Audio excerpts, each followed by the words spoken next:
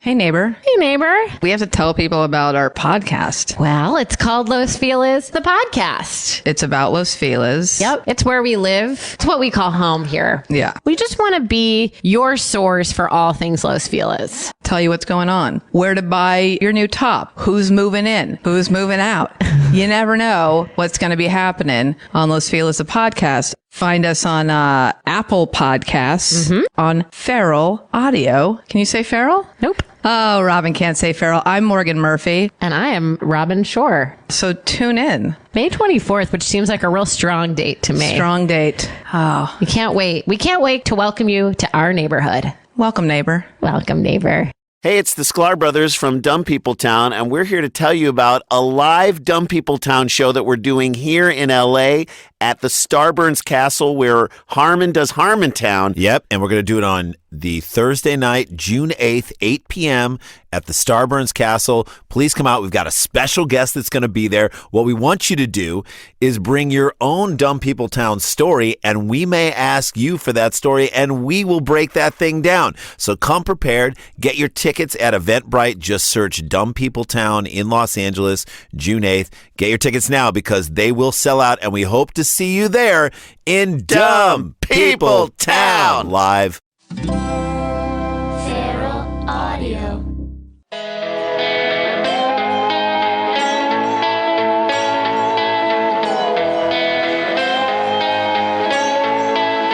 Yes! Yes, you lovely people, make some noise for yourself! Harmontown is now in session! Ladies and gentlemen, please welcome Spencer Crittenden to the stage! Told you there was nothing to be scared. You can be louder than that if you want to. And now the mayor of Harmontown, Dan Harmon! Thank you. Very, very kind. Thank you. Players in this game. Sorry for the late start. Where it's our new home. As you can, if you're here for the third time, you see there's an evolution taking place. You should be honored to be part of it. You should be honored to be waiting for things. Why is he still looking at his phone if there's an evolution? Why can't he? Because the future hasn't happened. I don't have a fucking. Yeah, you should put your phone notes on the screen behind you. Well, then the people can just see. Exactly. Okay. It'll speed things up.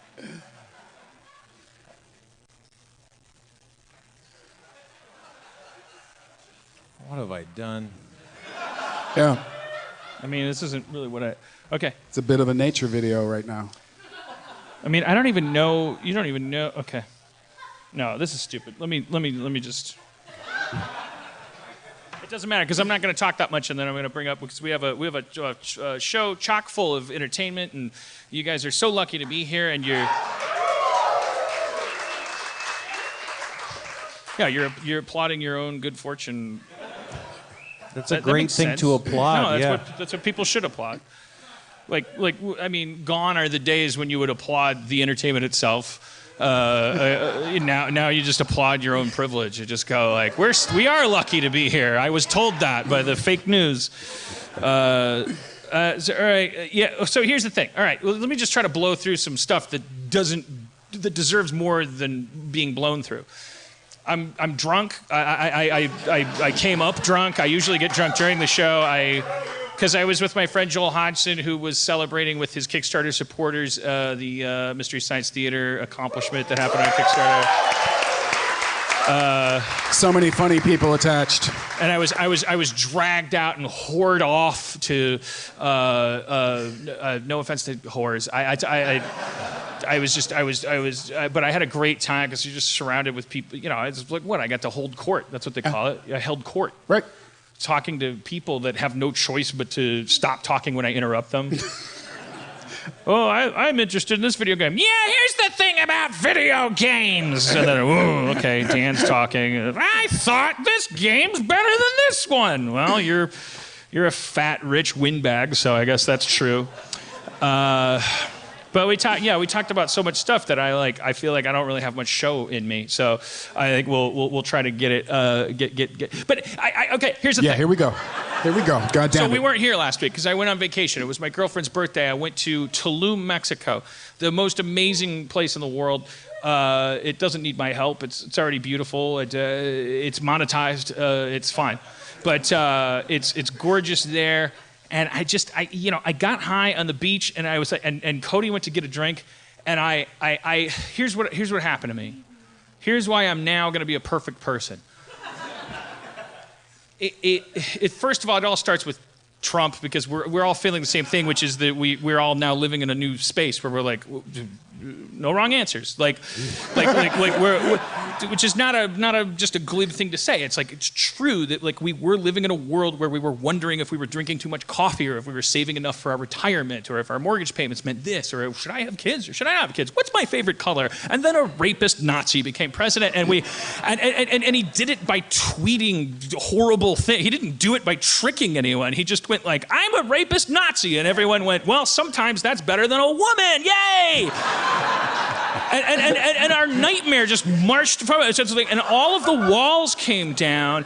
And I'm not saying it's a good thing, and I'm not saying we needed that to happen, but I am saying that at least we can find the positivity in that, when it's like, when your paradigm shatters, you are on the verge of new epiphanies that don't have to do with how much coffee you're drinking. You have no choice now but to get up every morning and think about God and whether he exists, whether he's a she.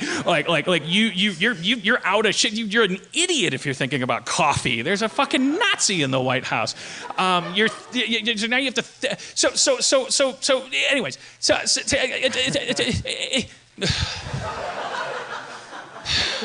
Is he affecting it now? Is he affecting the thing? No, he's not. He has a problem. Well, he can't speak. He's not a professional entertainer. He gets wound up. I was on a daybed overlooking the beautiful Tulum Ocean. I got high.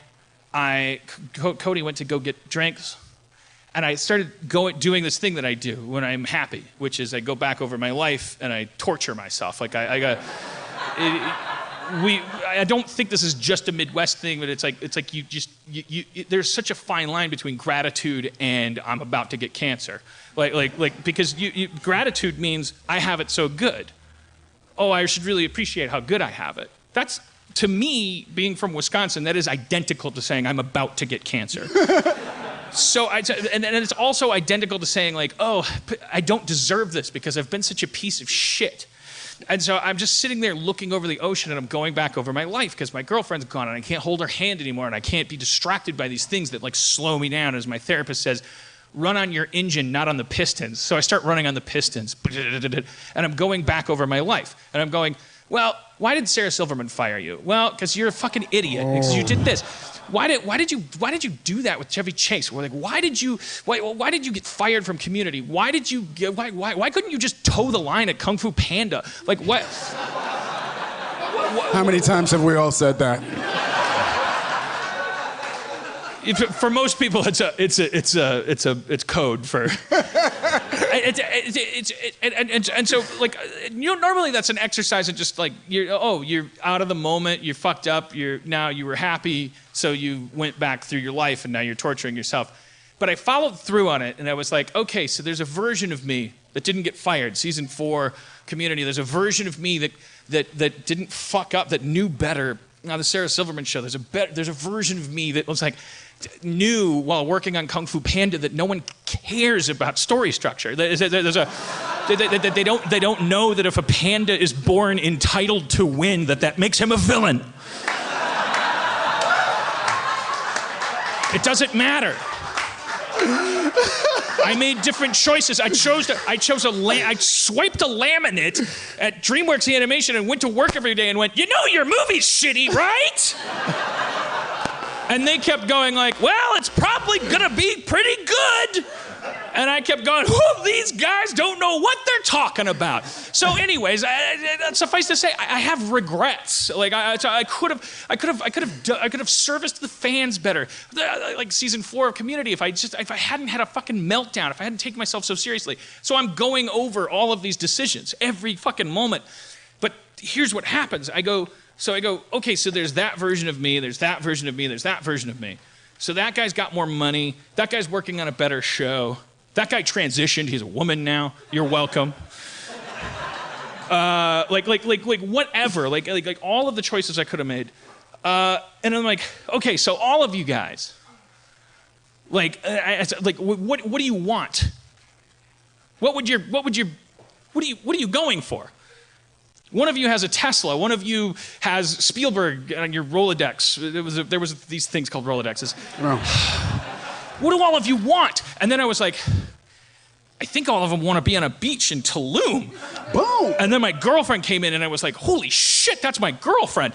And I was like, whoa. Oh. And I was like, oh, it is a simulation. It's a simulation. I'm in a cutscene. Because it's a sandbox open world game, but then there's a braiding point. Because it doesn't matter what you do in a good game, you come to a point where the designers said, yeah, but then you end up at this specific point where you sit on a beach and you go, this is who I am. And the women know this is sliding doors that I'm describing. Maybe not the women in our audience. But that's what I'm saying. It was an epiphany. I don't care if you understand it. There's no way to react to an epiphany that registers to me as I nailed my epiphany. I'm just sharing it with... You were saying that you had so much fucking fun, you had some broke flashbacks. To when life was rough. Well, that's also too. Well, no. See, here's what you know. I am broke right now, or I was broke for a little bit. Like my checking balance was so low that I was like feeling middle class. Ooh. Disgusting. Not one, but two of my assistants had to take me aside and warn me that my checking account balance was so low. Do you know how that feels? I was just trying to mitigate Steve a little bit. They don't do that unless they're worried they're not gonna get paid. I was like, why did you take me aside? And they're like, because you were in front of the electronics guy who's like installing shit in your house and he might stop. Yeah. But, you know, whatever. And then a check came in. Let's not get distracted. Here's the thing. But it's not the thing. I'm tired of saying here's the thing. I don't know the thing.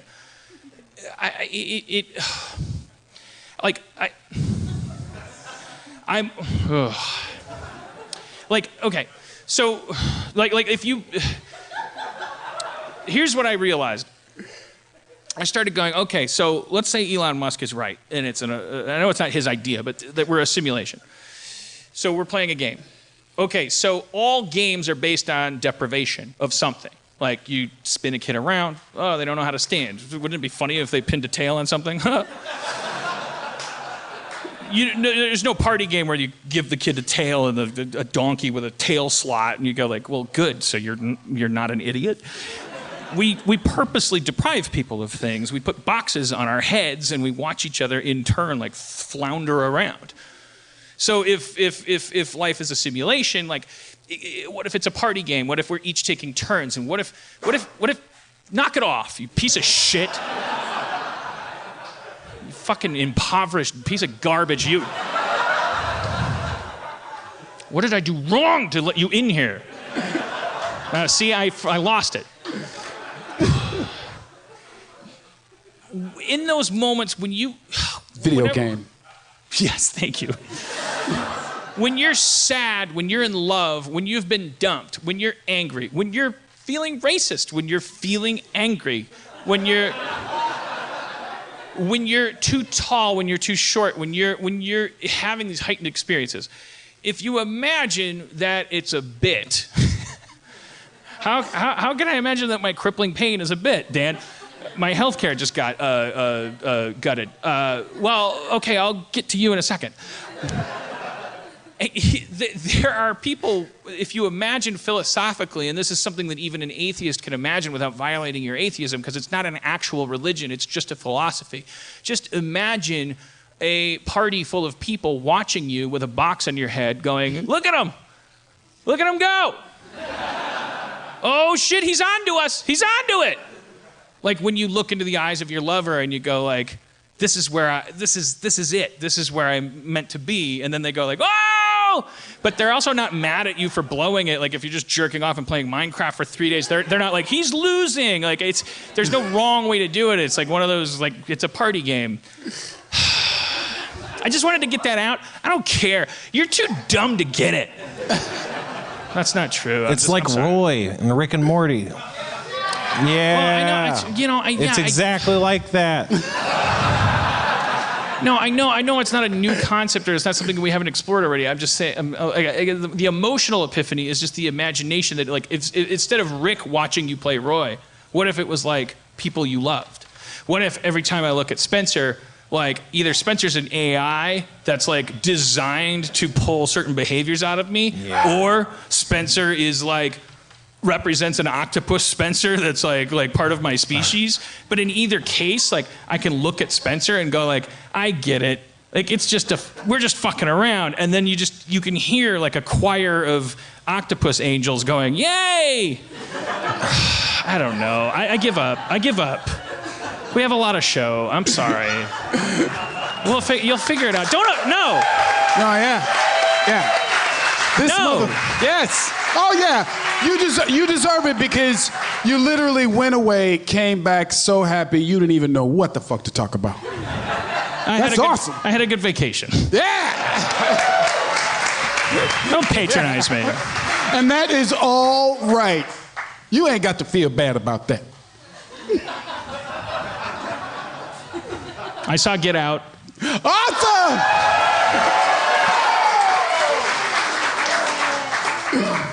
Yeah. It was good. It's a pretty good movie.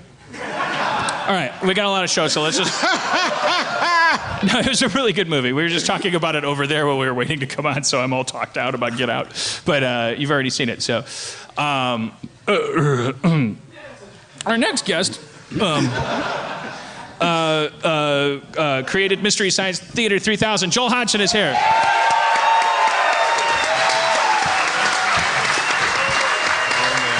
Hi, Joel. Sorry. Hey, y'all. Okay, take me up, Dan. Sorry I took so long. That's okay. Show me what you're seeing tonight. Let's go. What? What do you mean? What's going on in your heart? Oh, wait, you just did that. Yeah, I did. You did that, okay. Yeah, so I know. I mean, the reason we were together tonight is because you've recently resurrected MST. Thank you. And you did it through crowdfunding. And what is it on Netflix? It's on Netflix, yeah. There's 14 new Mystery Science Theaters. Right and they're now. all just dumped out there? You can just watch them right. all? Yeah, they came out like 3 or 4 weeks ago. All right. I don't think any of my jokes got used. Yeah. Reptilibary Cherrysaurus is yours. Yeah. That doesn't sound like my voice. I did like a lot of funny... I honestly deliberately didn't look at who wrote what, so I didn't want to get into this. Well, it was as long as the fans are happy. I think so. It meant a lot that you got involved, man. It got a lot of press. You were really like I don't know who would really know this. I don't know if you know this. Like when I moved from Milwaukee to Los Angeles, even before I did, because we met at Comic-Con, not like when I was selling comic books. You were a person that I recognized from television, that Schraub and I, therefore, you were so nice to us, treated us like equals, and therefore, when we moved to LA, we had your number and were hanging out with you, and you were still treating us like equals and kind of mentoring us because we were from the Midwest moving to this weird city and industry, and you were also from the Midwest and had been there a little longer. And we're like, truly, like, the stuff that you told us, like, it probably, like, definitely helped a lot. Wow. But like, just the idea of, like, everyone out here is a fucking idiot, man. Wait a minute, really you're gotta doing... accept that. You're like, shit, like, the secret to happiness is, like, the day you wake up and you're like, holy shit, everyone's fucking dumb. You might be embellishing there. I'm not sure. But yeah. No, I remember that lesson. Well, you guys were adorable, man. When I met you and Schraub, I just, had to be friends. You guys were great. I got just as much from you guys as you got from me.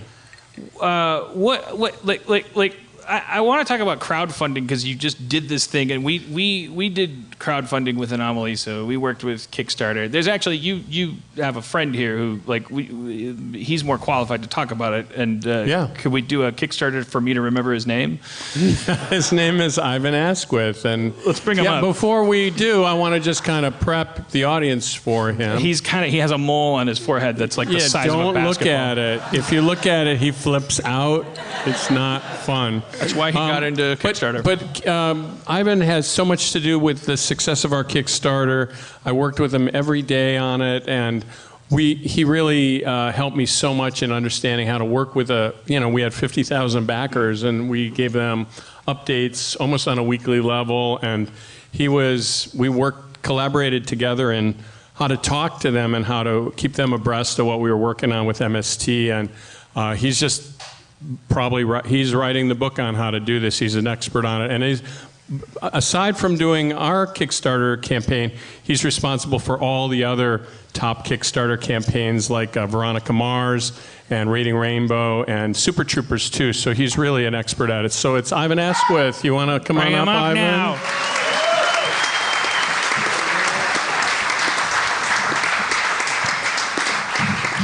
See, I'm doing it Carson style, where I move down and then he moves over.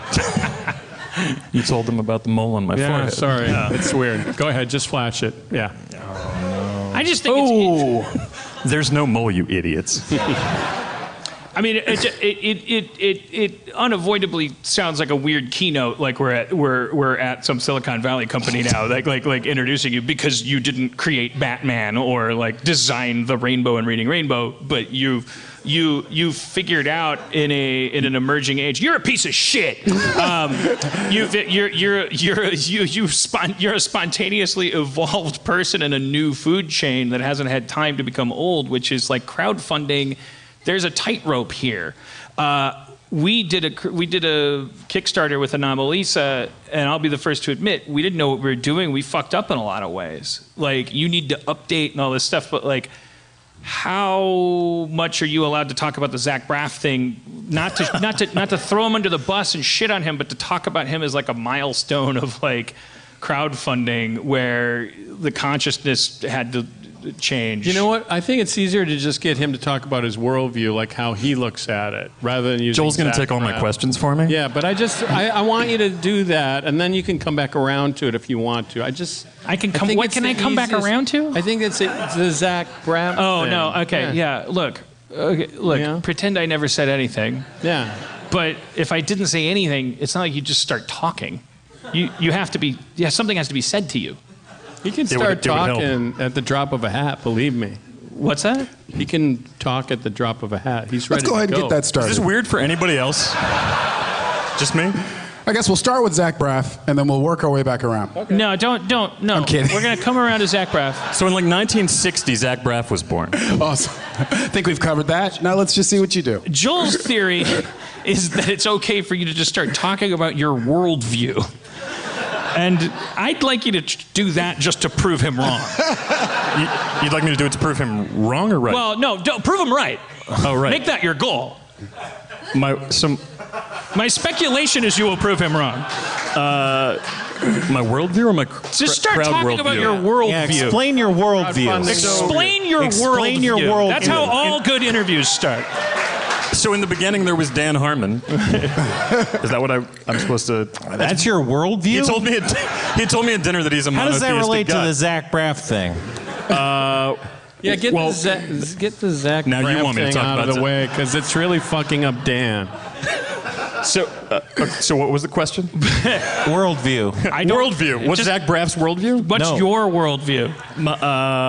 That's a big question. Well, it is. Yeah, okay, well then let me... Joel was wrong. Is that what you want me to say? Yes. Thank you. Joel was wrong. Here's Kickstarter. Give me money so I can make something. Nope. Right. So explain what's the nuance that we learned there? So I think the big misconception on Kickstarter is that people are giving money because they want to do somebody a favor, and it's not. Usually, if it's going well, people feel like you're doing them a favor by making this thing possible that they want. Like, I think So I had a conversation with Zach Braff's team when they were in the middle of their campaign. I had a much weirder conversation with Spike Lee's team. Well, that's interesting. You talked to Zach Braff's people. Yeah. It was. We talked about my worldview mostly. So you can ask him what it is if you ever have him on. No, I mean I think Zach, I was telling you just before we came up that maybe his fault, maybe not, but Zach Braff's campaign is kind of like the cautionary tale for people now. Not just because he was like one of the first people to come on. He came just after Veronica Mars, which was a weird moment for everybody because Kickstarter is kind of seen as this space where like people who have no resources can suddenly make a good pitch to everybody and see if they want to give them some resources. Right. And instead, Veronica Mars is this thing owned by Warner Brothers who have a decent number of resources, right, usually. And people were like, why the fuck is Kickstarter asking, or why is Warner Brothers asking people to give money for this thing that they could easily fund? Right. So right after that succeeded, Zach Braff was kind of like next out the gate. And the problem was he didn't have a very good explanation, in most people's opinion, for why he was asking for money when it was really clear on like Scrubs fuck you money that he could have just funded the entire thing himself on one episode's salary, or at least that was what everybody thought. And it got worse after he actually got the money. Like he got what he was looking for. And then it started getting worse for him because the main argument for why he wanted money was he wanted creative freedom. And people were like, but you have your own money. That is creative freedom. And he used everybody else's money. But then, as I was telling you, the thing started to go sour when the first update that he sent everybody, to tell them how much he appreciated the money that he really needed from them, was on a GoPro video shot on the back of his jet ski. Right. With like a cool, hip indie soundtrack. I'm not even kidding. And then the second one was a little better. It was a GoPro from the back of a motorcycle. Still not kidding. Right. But, and I think the kind of really bad moment for him was that I think he thought of it just like every other project he had gotten funded. He's like, I have the money now it's my thing, I do what I want with it. Right. And there wasn't necessarily a clear sense that he owed all these people who had given basically what you're doing is you're breaking up the 5 people who normally are paid by a corporation. These fat cats, you're breaking them up into possibly hundreds of thousands of people, and that collectively they're now your Weinstein. You actually work for them and you owe them these updates and these deadlines. Or at least you owe it to them to not take them for granted is like the problem, right? Like I think people don't necessarily, it's misleading to think that people mostly care about the rewards. What they mostly care about is not being treated like they're a nuisance to you after they made this thing possible. Right. So in his case, the like really bad moment was at Sundance when Wish I Was Here premiered. And not only were his backers not given a heads up that it was going to be premiering, but I think the New York Times got a photo of one of his backers who had given a couple $1,000s standing in front of the theater because they hadn't been able to get a ticket, holding up a cardboard sign like a homeless person saying, backer from Kickstarter will pay for tickets to my own movie. And yeah, it didn't go over well. I'm sure there's probably people in this audience with there's gotta be with Anomalisa. You actually took over for Anomalisa. We got called at the tail. Can we talk about his worldview now? Okay. Just get that out of the way. All right, but I'm telling you, kidding. While you were in the bathroom, I checked in on his worldview. He is so racist. But I saw Get Out. But he's one of the new racists. It's like a 90s band. Yeah. But that's the interesting thing about you is you. By the way, you don't work for Kickstarter. No. You're kind of a freelancer. That's what's interesting to me is that that's the healthy part of capitalism is that crowdsourcing popped up, which is vastly superior in my opinion. Forget about ethics and karma and like, oh, give the people their TV and movies. It's just more efficient to say to people, hey, I'm thinking of making a Knight Rider reboot. I need $5 million to do what I have in mind. If enough people, and only if enough people, are so interested in it that they can pledge the money in advance to see it, then I can make it. That's the amazing thing about the studio system, right? Like everyone racks their brains and worries about getting fired because they're like, how do we figure out what the audience likes? Nobody knows what the audience likes, except of course the audience if you just ask them. Right. Which you now can by clicking and right. You can find out whether anybody would want to show up for the thing that you want to make, and if they don't, you don't have to waste your time on it. I mean, this is what you were saying, before earlier this evening. Is it's nice. It's not that you're begging people for money, which is what some people think it is. It's that you're finding out before you put 2 years of your life into doing a new project whether anybody gives a fuck about that project. Right. It's also good creatively too because you have to billboard a few ideas. So I think it it's actually helped me kind of like put forward what are the new things in MST, or what can I show you about it that's kind of an innovation or a feature. Well, because we're kind of spoiled. We're coming from a world where like those are the suits, and like it's easy for us to look at them as mommy and daddy, and we're creative. And if only I could have, if you would just let me stop doing math homework and start doing this thing that I really want to do, then I'd do it. But the truth is, yeah, no one wants to write an outline. No one wants to figure out what the fuck you're gonna do, and I didn't want to throw Braff under the bus. I wanted to use him as a. He made some pretty honest mistakes. I think that was an interesting thing that we went through all those years ago, where it was like, oh, Kickstarter started, and it was like, oh, this guy doesn't have a finger, and he wants to come up with a prosthetic finger that all the prosthetic companies won't allow him to make. Can I have money? And it was easy to think of it as like, oh, that's what crowdfunding is. It's us revolting against the system and funding things that couldn't exist otherwise. And see, that's exactly, if you want like the closest thing I have to a worldview, because I don't have a worldview. But I have a view on like. Say it's your worldview and let's move on. So my worldview is basically that like, in this space, the thing that interests me about it is not the money. Like the money's the least interesting part of crowdfunding, and I get kind of like itchy and pissed off when people are like, "Oh, that guy's a crowdfunding guru," which is what Joel now makes a point of telling everybody when he introduces me to them. Because to me, the money isn't the interesting part. The fact that the crowd at large has the chance to say, this is what we want, and we're tired of people ignoring us when we say we'd rather, it's the Futurama meme, like shut up and take my money. Yeah, well, because the people that capitalism and populism it's not like they're removed from each other. It's not like people that want to make money are constantly going, oh, what all those people want is so disgusting to me. They use it, they throw it in the face of people. They go, well, the people wanted it. So it's like, just connect those wires, whatever. Why am I explaining this to a nation of people that already know? All right. So your worldview is basically like, I know you voted for Trump. You explained to me. It's part of being a racist. We have cards that instruct us. We have limited chairs. Is there anything that, because I want to bring up our actual guests? Yeah. I want Joel to stay because I value his disruption. But you, I'm going to trade for other people. Fine. So it's okay. He can take it. It's a simulation, so it totally it doesn't works. matter. Yeah. It's fine. You and I will talk when you're ready for 6 seasons in a movie. Oh shit. Yeah, see, well, okay, so there's a thing I can't, that's the thing, after, in a post-Veronica Mars world, like sometimes I feel now like... I'm not getting off the stage. I do feel like people they go like, how come Dan doesn't love Community? How come he doesn't want to help us out? Because if he did, wouldn't he just jump on the internet and say, who wants to pay me $1 a ticket? I need $40 million to make the Community movie and all this stuff. It's like, can you tell me why I'm not doing that?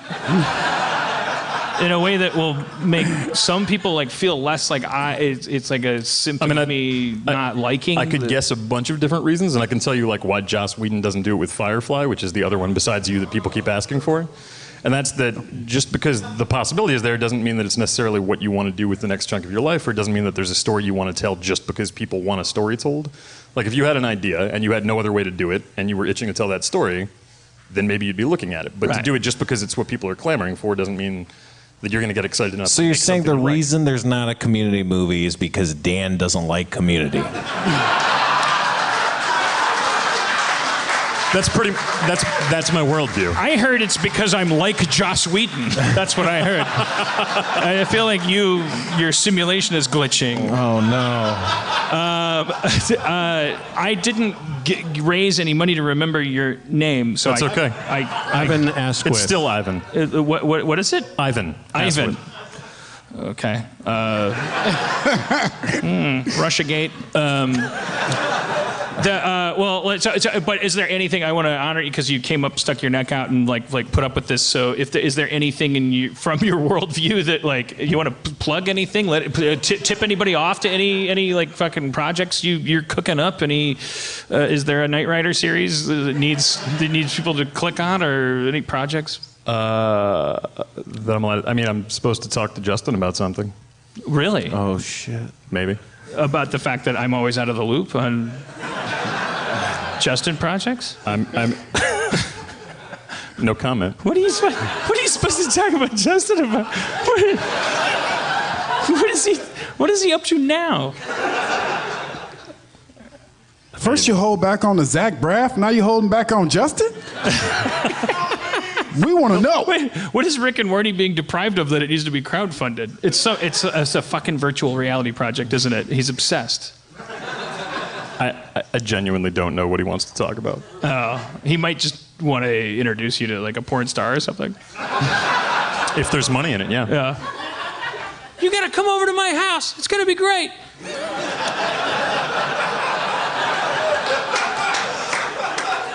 Those pickups never end well. I never get invited anymore. Oh. It's all right. There'll still be a season 4. We'll figure it out. All right. Well, so let's thank Ivan for sharing. Ivan Asquith. Okay.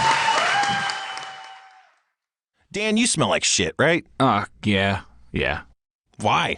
Because I didn't use Fulton and Rourke. Fulton & Rourke, the men's fragrance and grooming company that specializes in solid colognes, shave, and shower products, all designed to make getting ready easier and more enjoyable? Yeah, I forgot to use them because their travel-friendly wax-based colognes go anywhere. I mean, there's nothing to break or spill, and of course, they all smell fantastic. What are you thinking? I just don't have very much respect for myself, so I forgot that their bar soap is designed to exfoliate the skin with or without a washcloth. Maybe you can exfoliate some of the dumb off of you and realize that GQ magazine just named their shave cream the very best on the market today, this very day. I'm gonna change. I'm expressing remorse and committing to change. I'm gonna try it for myself at FultonandRourke.com, but I just hope I can save 15% off my purchase by using the code FERAL at checkout. Well, when you do that, make sure you spell it FULTON and then the word and then ROARK.com. I'm glad you said that because I am a bad speller and a bad smeller. Fulton and Rourke, fix your spells and your smells. Fulton and Rourke, we're hard to spell, but you'll be easier to smell. Okay, and let's immediately now, because I've eaten into their time. Let's bring up Robert Evans and Magenta Vaughn, and we'll tell you.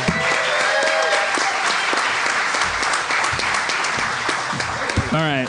Sorry, you guys. I don't know. Well, what are you apologizing for? I apologize too much. Yeah. For all you know, it's part of the format of the show for me to not bring it up that long. All right. So first, I'd like you to explain your worldview.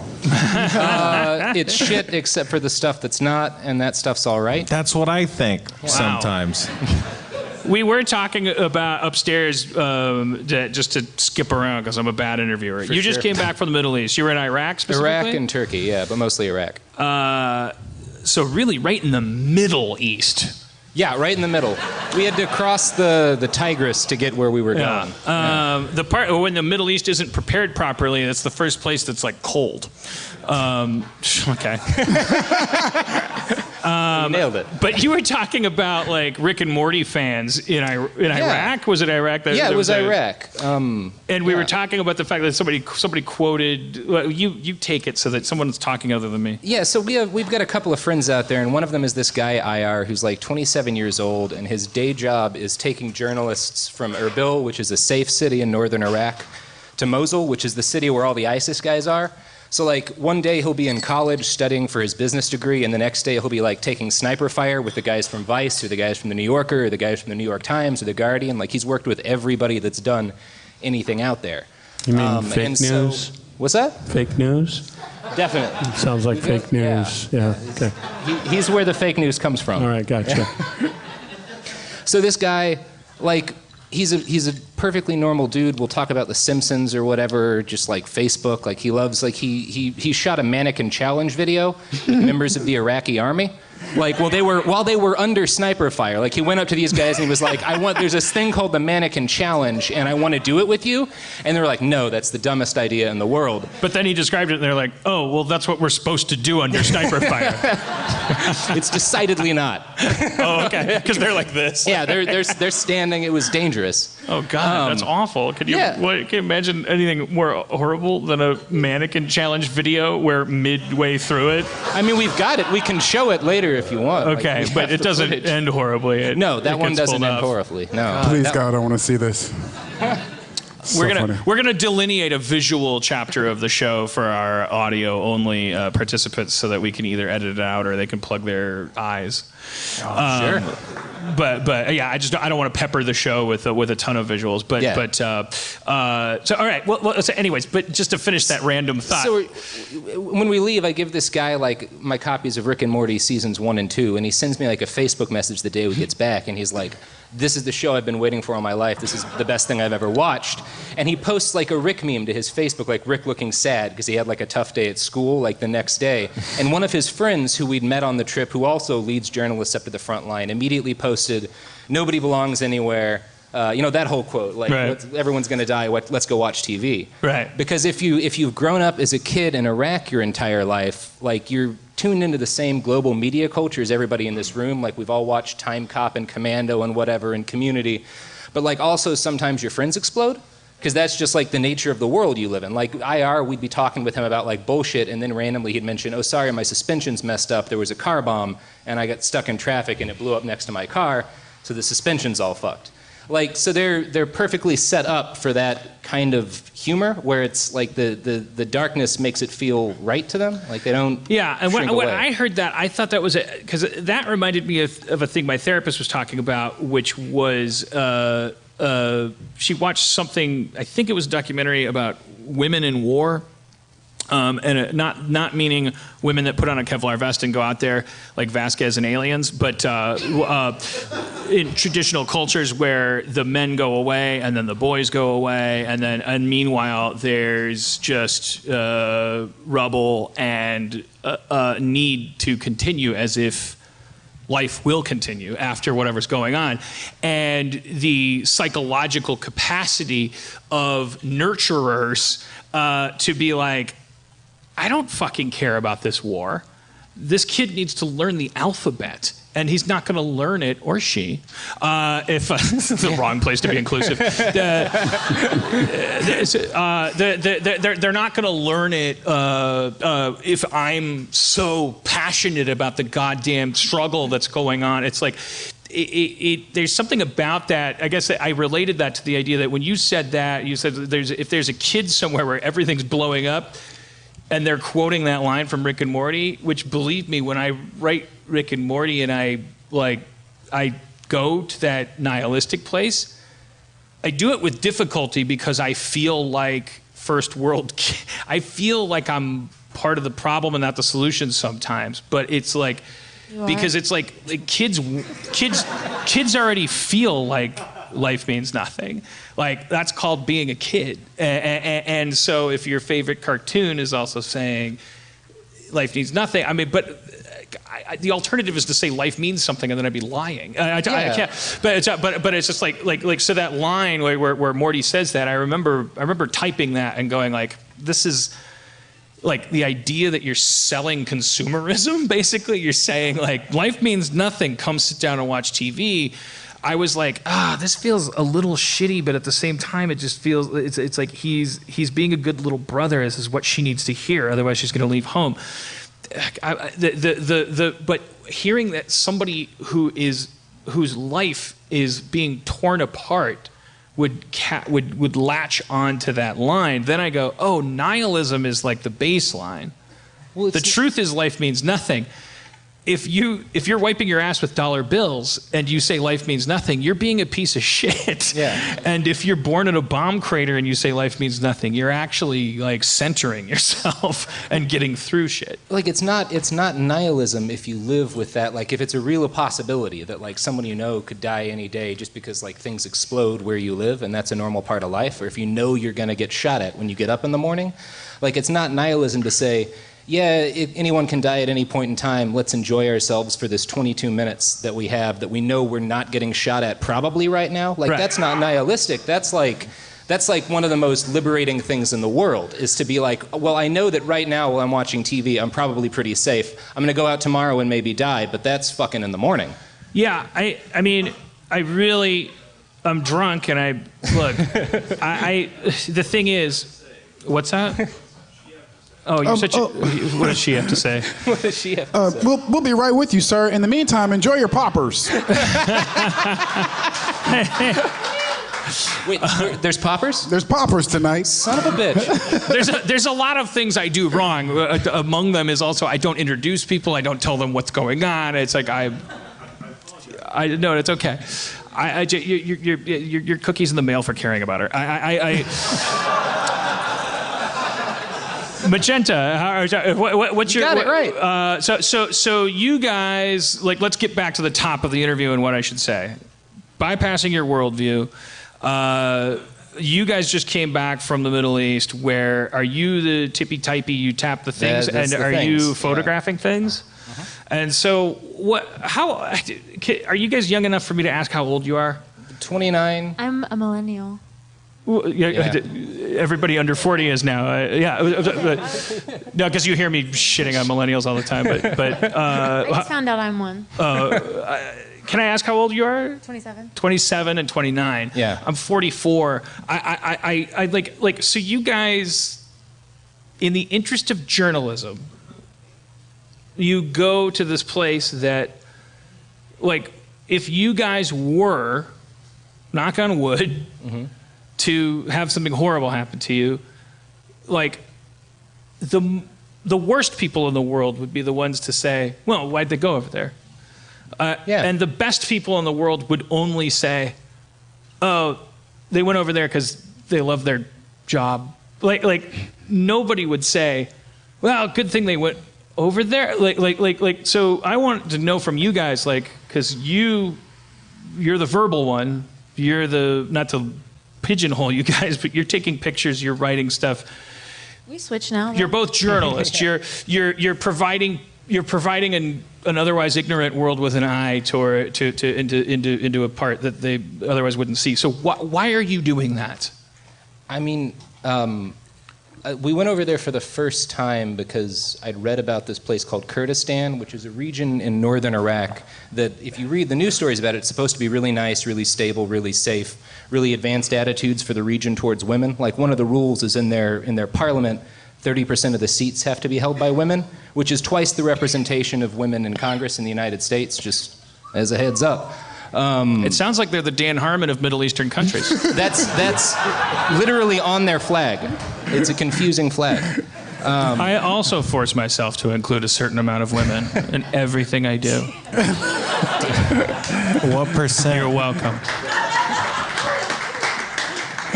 So it was one of those, like, we'd read all these reports, but they're also like, you never know what's true about that, especially since, like, there's a lot of people on the far right who have a lot of investment in Kurdistan, like the myth of that being real and it actually being a really nice place because it's the one area where, like, George Bush's plan worked out.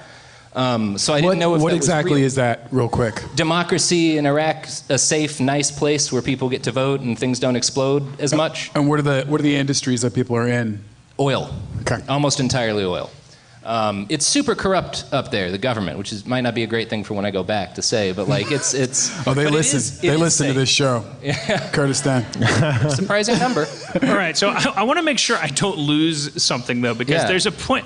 I want to rewind your play deck to the point before you become the kind of person that wants to go to the Middle East as a journalist, and I want to frame forward from where you go from being someone that hadn't considered that at all to being somebody that was like, I'm going to go over there, because it's probably one of the easiest decisions in the world for even the smartest, most liberal people to be like, yeah, but then also I don't go over there.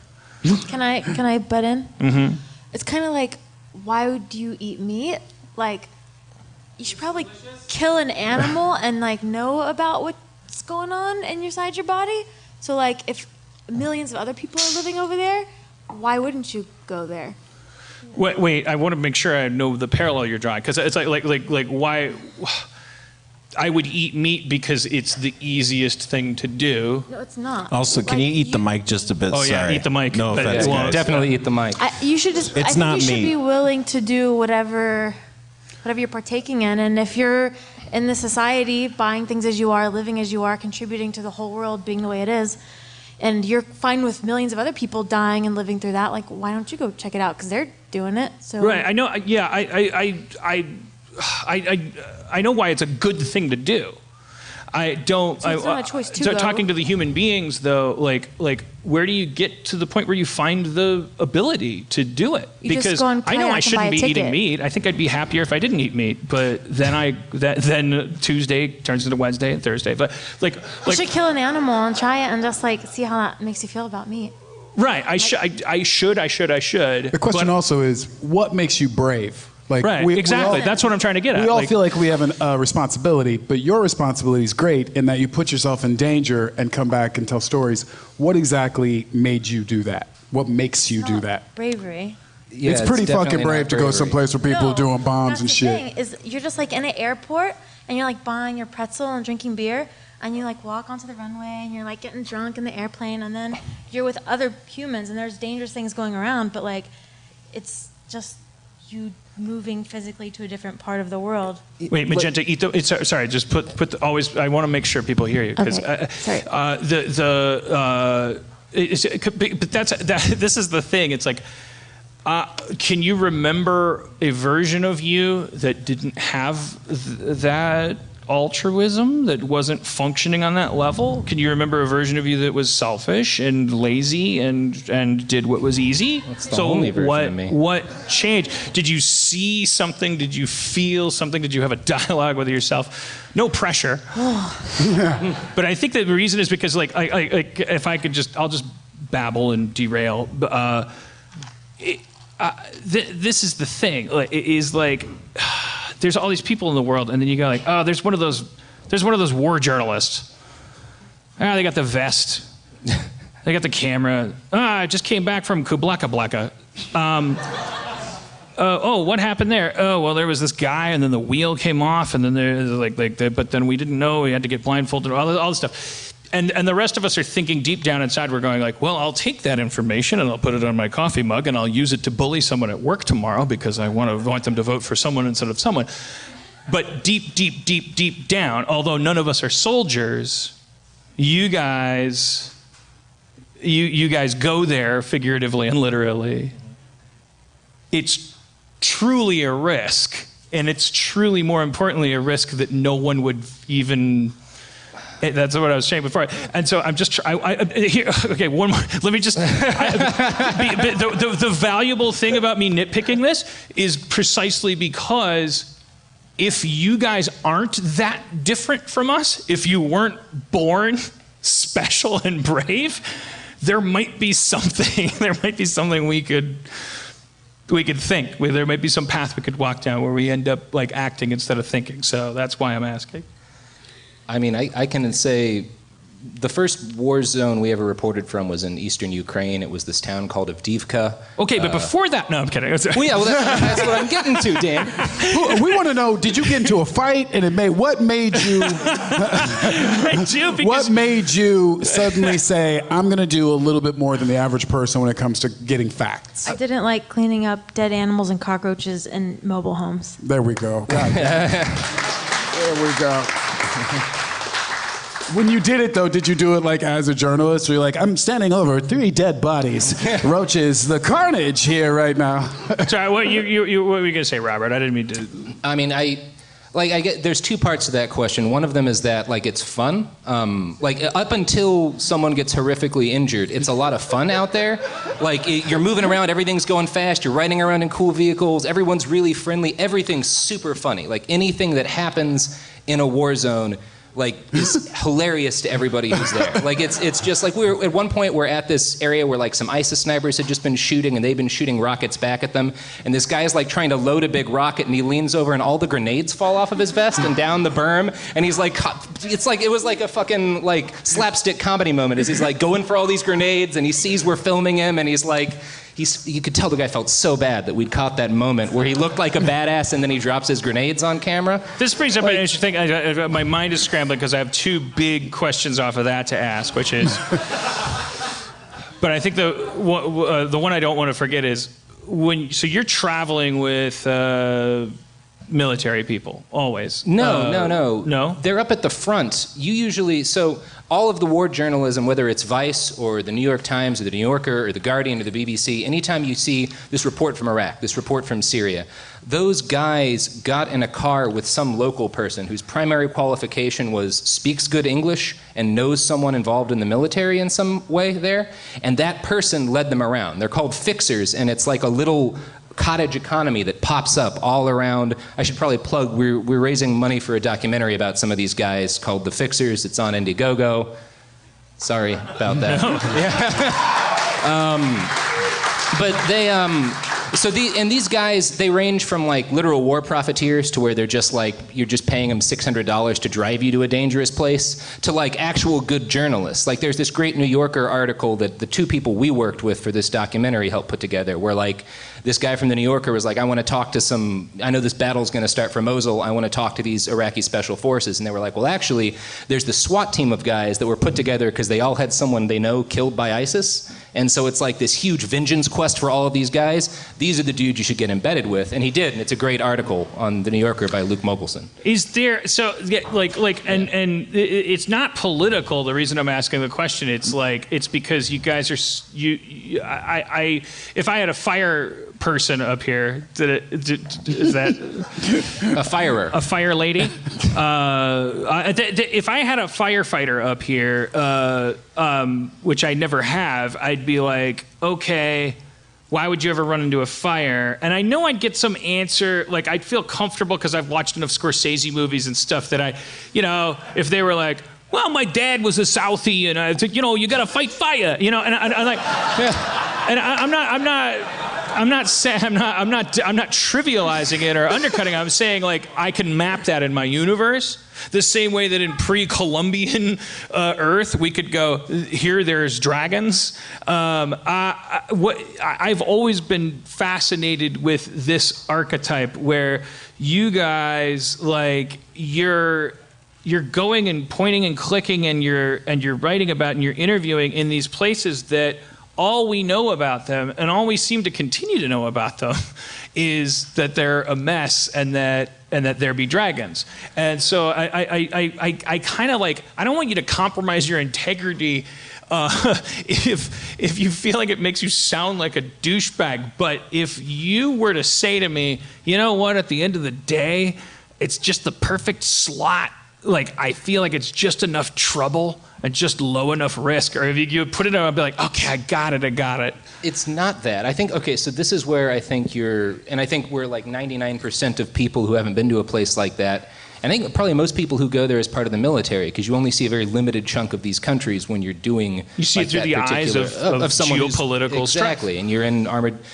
Like, even in a place like Iraq, most of the country is perfectly nice. Like, geographically, most of the country is nice. Iraqis are the kindest people to guests that you will ever meet in the world. There were times when we would be in Mosul, so we're in the most dangerous city on earth probably. Like, there's all night you're hearing the sounds of gunfire. There's fucking like vehicle-based IEDs blowing up and like sending mushroom clouds up into the sky a mile away. And you drive up to where like just some dudes are bunked down, and their job is to pull people out of like collapsed buildings that got blown up in airstrikes every day. And you're like, can we crash here tonight? And they're like, of course you're staying here tonight. We're going to cook you dinner. Like, we've got all this tea on. Like, we're getting our tobacco up. Let's talk and hang out all night. Like, you guys will be as safe here as you are anywhere. Like, if you spend more than like 20 minutes talking to anyone in their house in Iraq, they're going to invite you to stay the night. They're going to invite you to cook food for you. They're going to put out tea for you. Like, you have to turn people down from giving you hospitality. Like, we would be talking to people who'd had family members killed in American airstrikes and who had a lot of reasons to be angry at the U.S., and they would tell it to you. They'd be like, I have issues with your government, but I know that's just your politicians. You're a guest here in my home, and I'm going to take the best care of you that you've ever had taken of you. Like, you don't feel like when people are shooting at you during those limited chunks of time, and they generally are pretty limited temporally. They're in enough supply for me to the extent that it would ever happen. Yeah, A little would go a long way, but like that part's like there's fear in that part, but the rest of the time you're not actively terrified. I'm sorry. When we mentioned homelessness one night after thought we were finished filming the documentary, IR, the guy that one of the guys we're doing it on, he didn't understand the concept of homelessness. Right. And that just blew my mind. Yeah, we're talking with all these guys whose job again is to pull people out of like burning buildings and whatnot. And like none of these guys have been paid in 2.5 years because they're all civil employees of the city that got taken over by ISIS. So they spent 2.5 years living under ISIS control. The city got liberated, and now they're doing the same job for the Iraqi government, but they're still not getting paid because the government hasn't reactivated their paychecks. And we get onto the subject of homelessness in Los Angeles. And he's like, wait, go back. What do you mean homeless people? Like, What is that? Like they have less home? Yeah, you know. We had to explain it. Right. Where are their that makes, families? I mean, now that you say that, Yeah. that is blowing my mind. It also makes sense because you're like, wait, where else but a totally entrenched capitalistic first world empire would you go? Oh, no home. What'd he do wrong? All right. But is that God? I don't mean to keep nagging you about this, No, but is that's why we're that here. why? Is that is it like here? Let me pitch you something. Say yes or no. It's you do it because you get the satisfaction of knowing that you've taken the more Keanu pill from the Matrix than the Pantaleonos pill. I can't remember which color is which, but I know one hates who is women. Pantaleonos? And see, well, that's the thing. Like you're out there and there's sand in your head, and you're like I'm like, what about the Matrix?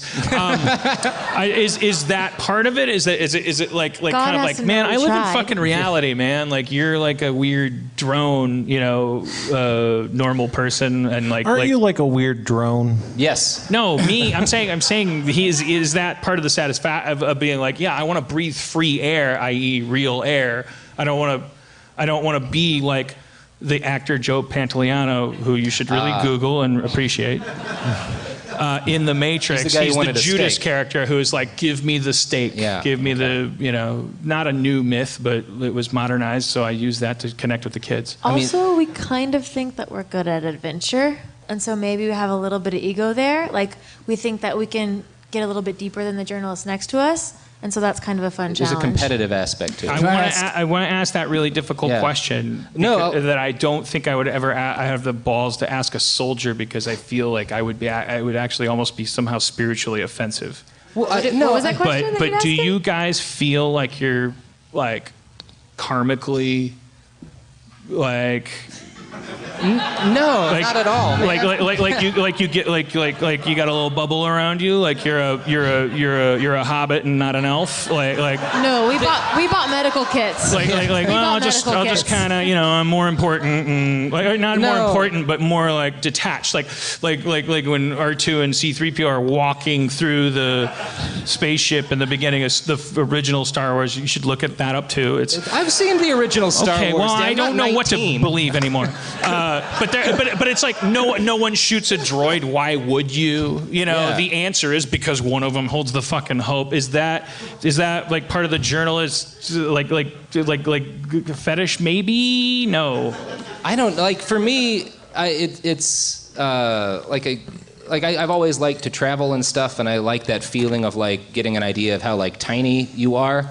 And it's also like extreme experiences are interesting, and there's nothing more extreme than that experience. There's nothing more extreme than like being in it. Like it looks like Mosul right now looks like you see these movies like World War II movies of Stalingrad and stuff. Like what was the one about the sniper in there? I don't know. Enemy at the Gates.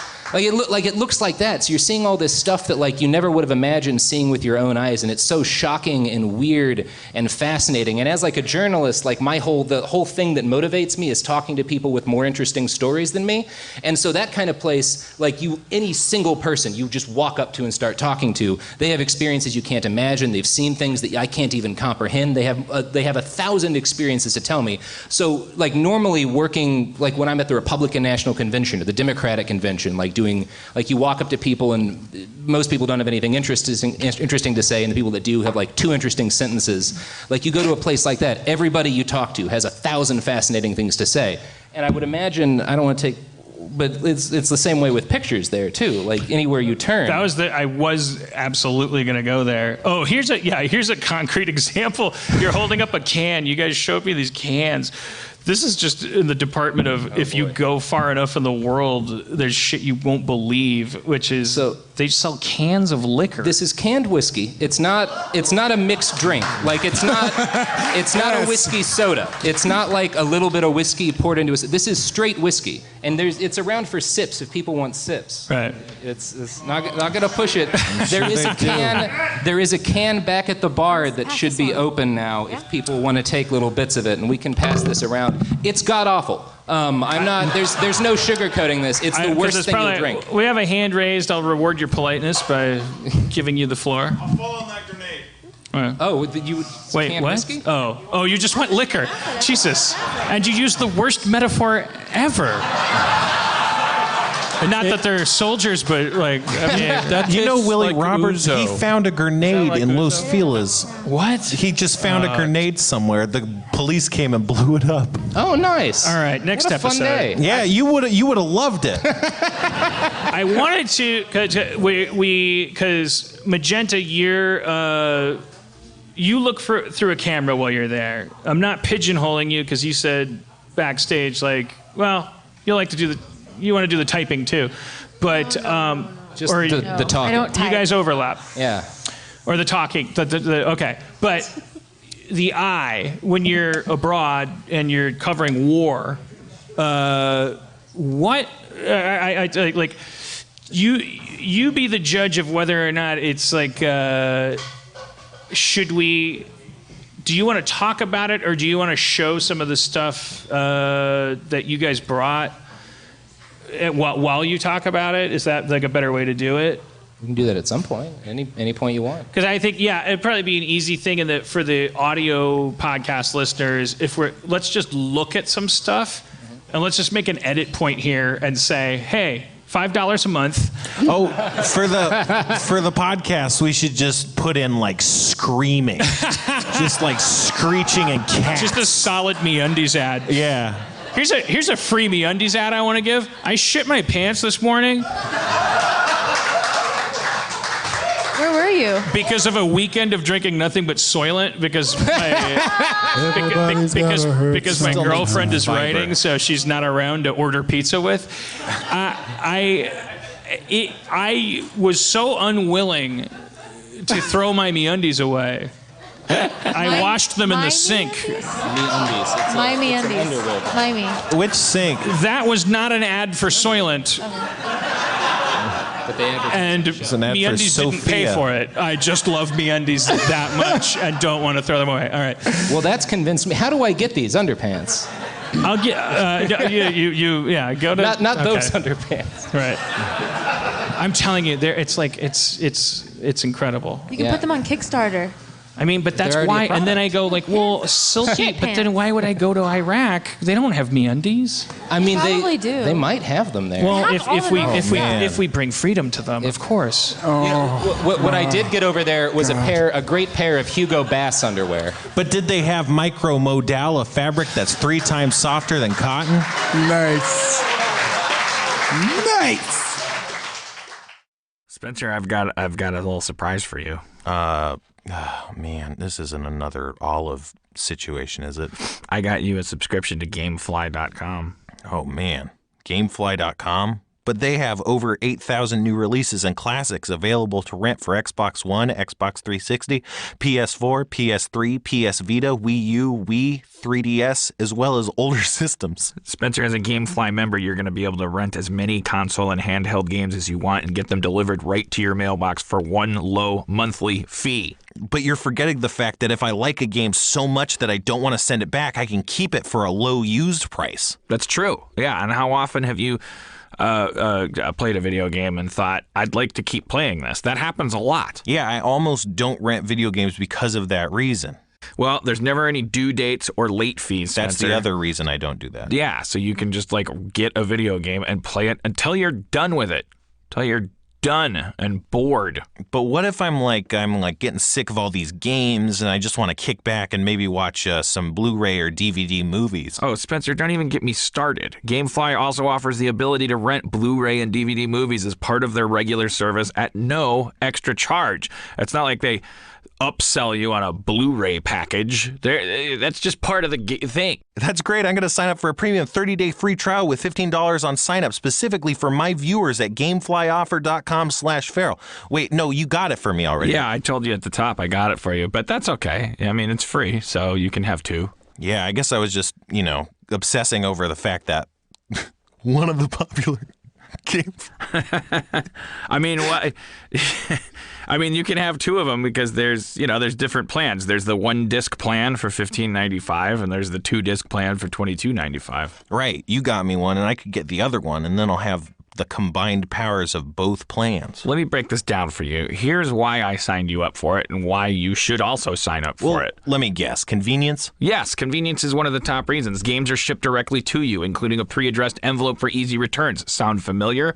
No contract. You can cancel anytime. You can have multiple games, movies rented out at the same time based on your membership. Rent games online or through the mobile app, whether you're at home or on the go. Rentals ship to arrive on actual game release dates. No more standing outside for midnight releases. No due dates. That's important. That is important. You know another reason to sign up? Cost savings? Yes. God, Jesus, fuck. Instead of buying 2 to 3 games a year, you could get an entire year's worth of the GameFly service and rent as many games as you want. There's no late fees. If you like the game you rented, you can keep the game at a heavily discounted rate, and GameFly will send the original game case and manual at no extra charge. Members receive huge discounts on used game sales. Never get burned buying a bad game or getting stuck with a game that only takes a few days to beat, Spencer. I never will get burned buying a bad game or getting stuck with a game that only takes a few days to beat. Guess another reason to sign up? Okay, yeah. Well, it can't be the selection, can it? Yeah, GameFly has over 8,000 games and movies, including new releases, as well as the classics. Games available on current generation consoles, all the way back to PS2, GameCube, and Xbox. Well, put it this way, Spencer. Anybody that doesn't have a friend as cool as me should just go to gameflyoffer.com/feral and they can get a free premium 30-day trial. I'm going to introduce our new CG character, the Gamefly. Hi, Gamefly. Wow. Help me get you a great deal on video games. I love myself. What's the verdict on the whiskey so far? It's good. All right. I can't believe y'all are saying that. Do you want the actual? This is the actual whiskey. This one's different. It's not as sweet. Oh man. Horrible faux pas. All right. No, so, do it. No, go ahead and let's put a. We'll put a little edit marker somewhere around here. If you're Mannequin challenge. It's pretty funny. okay, and we're gonna look at some stuff that only you guys are looking at because you're here. We'll describe it to you though. There's a feminist which one? militia I want to Start with the mannequin. Start with the mannequin That's pretty challenge. funny. Yeah, so IR went to these guys and was like, I want to do this. There's this thing called the mannequin challenge. Guys who are in an active war zone, I want you to do this for me. And they were love like, that no. wait, so you had the balls to say to them, Yeah. "Hey, could What's you his plank job? for me?" I just Yeah, does this sort of thing happen a lot? Is like No. people dabbing when grenades are going through the air? No. Ice bucket challenge.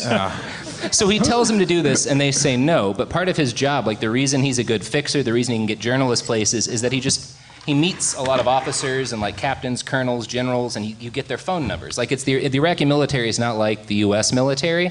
Like it's all about who you know. You bring people cigarettes, and they're your buddy. So he calls their captain up, and he says, "I want you to make them do this." And their captain called them and said, "Do this," and then they had to do it. And you can tell how pissed they are in the video. And is it gonna fuck things up? Because I don't think Joel's gonna be able to contain himself. He's gonna start making funny riffs during I think that's fine. No, you all know how the mannequin challenge goes. Yeah. Of course.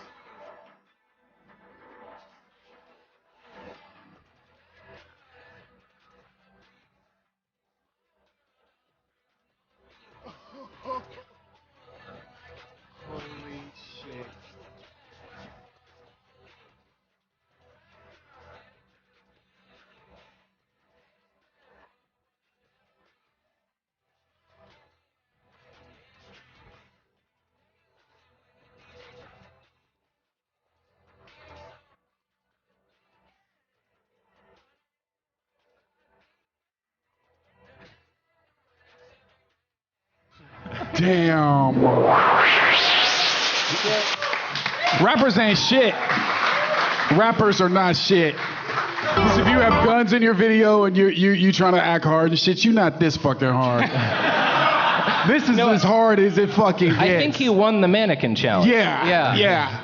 No, It is, but it is. It's weird to think about because when we think of soldiers, we think of army men, we think of World War II, and we think of guys in camouflage holding guns because they're detached from what's going on at home. And what's going on at home is television and Bart Simpson and donuts, and that's what they're fighting for and all this stuff.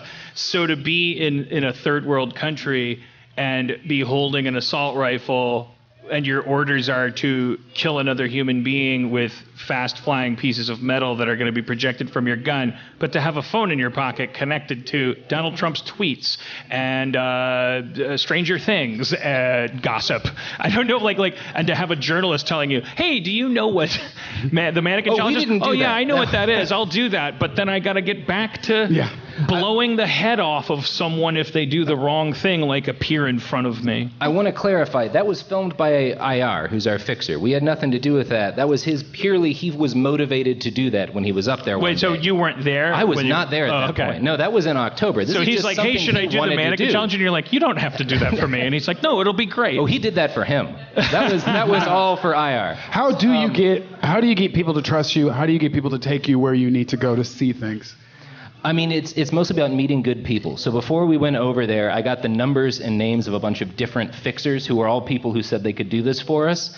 And then I found people who they were connected to on Twitter who had, like, the guy that I wound up reaching out to runs a company that helps recover people who have been kidnapped and ransomed. So this guy was a friend of the guy that I was going to work with, was like a Twitter buddy of the guy I was going to work with, and I was like, hey, did you work with this guy in Iraq? And he said, yes. So this guy has like clear credentials, he knows what he's doing, he's got a record. I say, can I trust this guy? And he says, yes, I would say you can trust him with your life. Do people, do they know you're liberal? Do they care that their story is going to get told a certain way?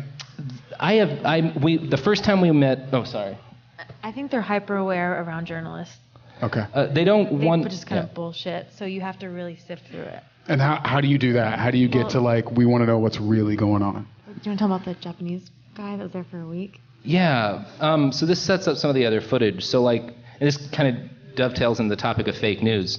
So we're there one morning and we drive into West Mosul, which is the part of the city that's still a big chunk of it's held by ISIS. And we get up to the front, and our fixers are with us. There's going to be a caravan with a bunch of other journalists and a bunch of Iraqi army guys.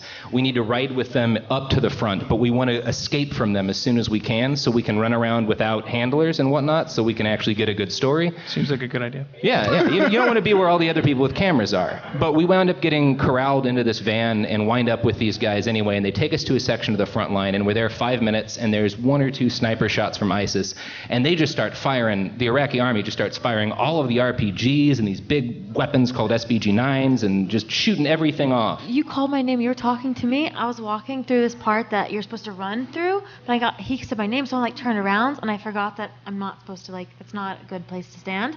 So I was there for too long, so someone started shooting. But there was a berm above us. Nobody could hit us, which was the point. So this is the point, is that we were never it was not a real firefight. We watched this thing happen, and it looks like a movie, it feels like an actual fight, and then after it gets done, and all of these, there's 20 people filming it, our fixers turn to us and they're like, that was mostly bullshit, right? Every morning they lead journalists right here, and there's always that always happens. There's 1,000 outgoing shots for everyone incoming. Yeah. But you guys know, that takes me back to this all-important point. It was you guys do perceive do you make peace with the idea like I do when I fly on an airplane, period? Mm-hmm. Because that's too much for me. To be out of that much control and to have these savages called flight attendants in charge of my really destiny. Control. I need to decide before I get on the plane. Yeah. I might die. Blah, blah, blah. I hope not to. You could argue I expect not to.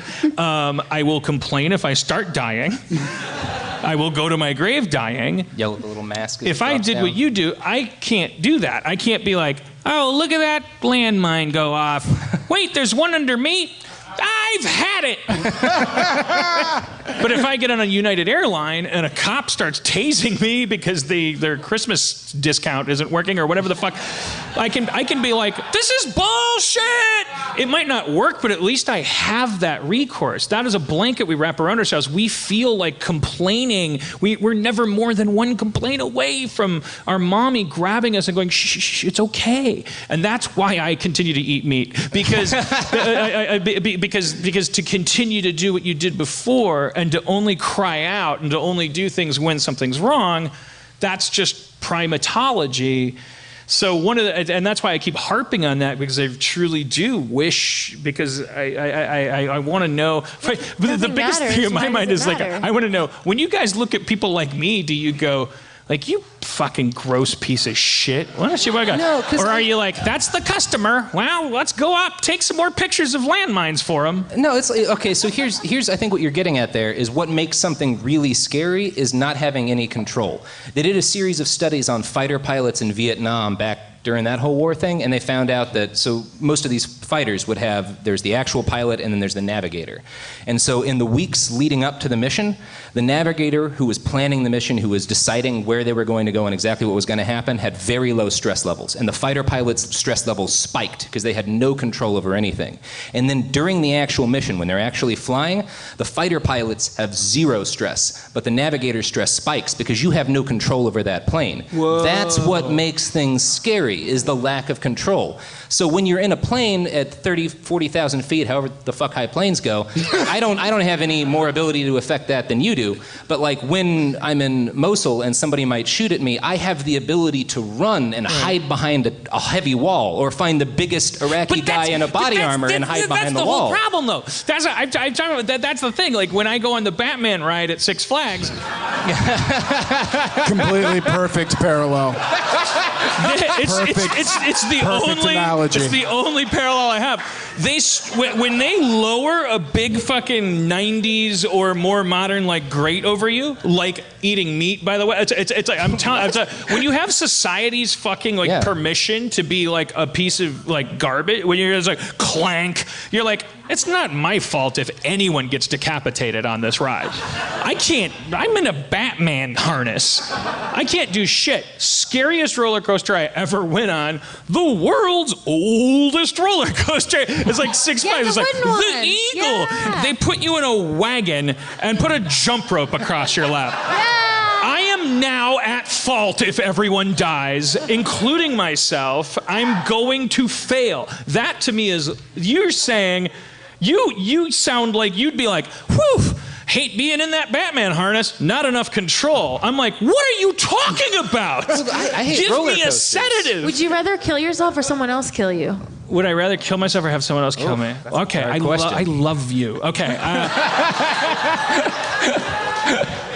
But I also, and by the way, I also love our audience who tweeted. I said we have war journalists fresh back from the Middle East, and there's a fucking handful of like shit that would make Chomsky fumfer.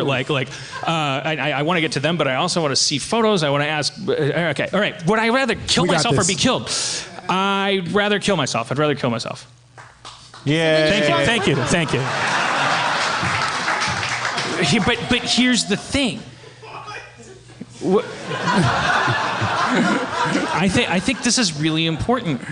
That's an easy question to answer because it's like a credit card bill that you buy control.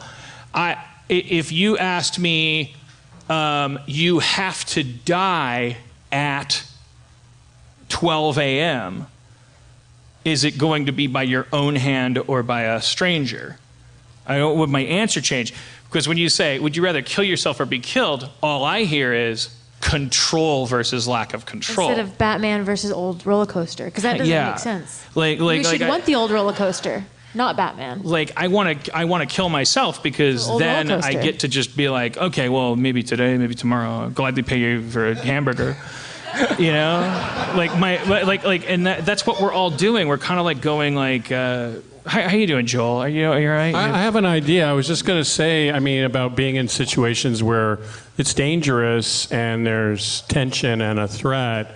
A lot of it is gradual. You move into it slowly, and you could say your job is scary and there's a lot of tension, there's a lot of money getting thrown around, and you have to make a show, and for a lot of people that would be very daunting, and you gradually moved into it. And so I think that's one piece of this, is just that you slowly get into more and more dramatic situations, and you always feel like you may have leverage in your pocket, like, you know, away. I felt like when I was working on Community, like I all of a sudden I'm on a network sitcom and I'm surrounded by people who are fucking pros. And I'm coming from it, like I got fired from basic cable. Like I wasn't even able to hold myself there. I'm like, these people are diplomats. I'm on King's Landing and I'm a fucking wildling. And do you guys know what that means? No, you were out fucking like doing important shit. Game of Thrones is important shit, Dan. Let's not downplay the importance of that. I distinctly recall, because I was like, well, I've always been a piece of shit that loves having attention paid to me, and I did notice that the people I was the most afraid of, because of their business acumen, because of their diplomacy, because of their savvy, when the spotlight would hit me, they would shrink away. They would be like, well, don't talk about that. No, I don't want to do an interview with him. And I'd be like, oh, so if I'm Colonel Sanders, it's my fried chicken. Does that make sense? So that's an example of that. It's like I could picture a firefighter even going like, okay, so, you're scared about the idea of running into a burning building because it's mystical to you. I found something that I've demystified and I can continue to explore it. That person's not going to go back and go, but what about my Parcheesi skills? That person's going to continue to go like I want to grow in that direction. I want to that's helping me not hate myself for living on the same earth as you. What are you talking about? Dan. Because I'm worried I'm not a good person, but now I realize nothing matters. But being a good person has nothing to do with doing stuff that's like dangerous and ill-advised. You can see that because you traipse over fucking the military zones. Oh, who's the thing? I live in the Matrix. I love my steak. I mean, no, we all live in the same city here. Like the people, I get that sometimes around. No, like you our live on friends Earth. You live in reality. You're a child of God. I'm a fat, fucking horrible agent of compromise, and you know that. And the fact that you won't admit it makes me hate you. But there's nothing more without compromise. Kill we're all me. just stabbing each other. Kill me, so I don't have to kill myself. I know you know people with guns. I don't have the balls to get my own. Have you not picked yours up, by the way? Is what, 7 months? All right. I mean, I can. Let's roll some of that beautiful bean footage. No, I don't. Magenta. Do we have stuff up here that you've photographed? Oh, yeah. Okay. Let's look at. I want to look at war photography. Yeah, that's what I was starting to walk. If you want to. Do you want someone getting shot? Do you want someone shooting? No. I mean, why am I saying no? I mean, what? No, I don't. I want the part of war where everyone high fives. Do you want to do the screening with us in Iraq? You can do Harmontown and Erbil. I don't want to ever do anything. We'll keep you safe. It's a nice, safe place. We'll keep you safe. Well, this is part of the thing. It'll be a really nice hotel. The hotel's really nice. Erbil is a safer city than LA. Should we go do a Harmontown in the Middle East somewhere? Yeah. I'm telling you, if you want to go, we could talk about this later if you're serious, but if you want to do a Harmontown in Erbil, it is a safer city than Los Angeles. I just don't want. I don't want to. What if we do a Harmontown there and it's 9/11? They didn't do 9/11. I know. I'm just saying. Wouldn't it be weird? Like someone's like, it's 9/11. Yeah, let's just look at some pictures so that like, and you tell me, Magenta, like. So if you're, because the average person is like, well, I don't even understand any photographer, like, and I admire all of them. Like they look through a lens and they go like, oh, that's a good picture, as opposed to everything else I look at. Can you shed any verbal light on what it is you're supposed to do when you want to take pictures of shit? Shed that verbal light, yo. War photography is very different, which is why I have a chance, because I'm a horrible photographer. I'm not a photographer. I'm just trying this new thing out that I like. And so you can't have as much control as you want to have, which would be awkward for you, I guess, because it's. Is that like if I was like, I prefer to write in a tank of water hanging upside down? No, what are the shows that they do on? Yeah, because then if my script is like, it's like, whoa, that's good for a guy hanging upside down in a tank of water. You can't plan it, so you kind of it's like have Christian to just rock. be good at adapting. Wait, you can't plan Christian rock? Oh, well, if you're bad at rock, you're still Christian. It's like it doesn't have to be Van Halen. You love Christ. Yeah. If you're photographing Iraq, you're like, well, there was a guy shooting at me. Yeah. Or a lady. It's a buffer. It's a great place to practice. No, but I'm sorry, I got distracted by my fucking dumb shit. But there is a little bit of truth to that. But in that you're like, well, I don't want to be Ansel Adams because I don't know how to deal with that internal. My therapist says run on the engine, not the pistons. So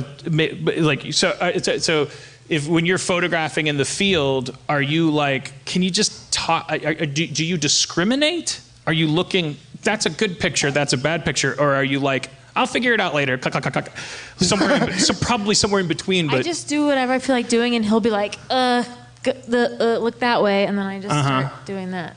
And it's like, and look that way is based on. Well, some of it's like we're filming a documentary out there, so like some of it's like, oh, we need footage of this, like, or hey, IR is saying something, and we want to get him on camera saying this. Can you get over here? But I like talk about the eyes that you see in a lot of those people, and how that like that little kid you saw in the back of the truck. Like there's like sometimes people's eyes just like you see someone and it's like magnetic, like you just get pulled to them. If you want to, if you want to, because it's it's audio, it's a podcast. We know that's probably not interesting. Some of their eyes are magnetic. I don't know. Yeah. But so are you? Have I been? Maybe I've been stupid. It's like you're doing all video. Are you doing still photographs or? It's video. Last time we did photographs, and so I bought the A6000, and then he's like, oh, let's make a documentary. So we just bought a GoPro in Iraq at the mall to make the documentary and use the A6000. So you're a videographer. I have this 80s thing in my head where it's like James Woods with a vest and he's like got film rolls and James Woods was there. The right instant will end up on the cover of Time and change the way people vote. But that's not. It's like you're getting footage of shit that could also be on the cover of a Harry Potter version of Time where the things on the cover move. And do you ever use stills from your video? A little bit. Awesome. Let's take a look. Let's look at what would you want people to see? Well, there's 3 videos that tell a little bit of the story we were just talking about. So let's start with RPG Fire, which comes from that first firefight we saw. I just fired an RPG in my HTC Vive at home. What is that? It's a VR simulator of a. Then you can tell us how accurate this is.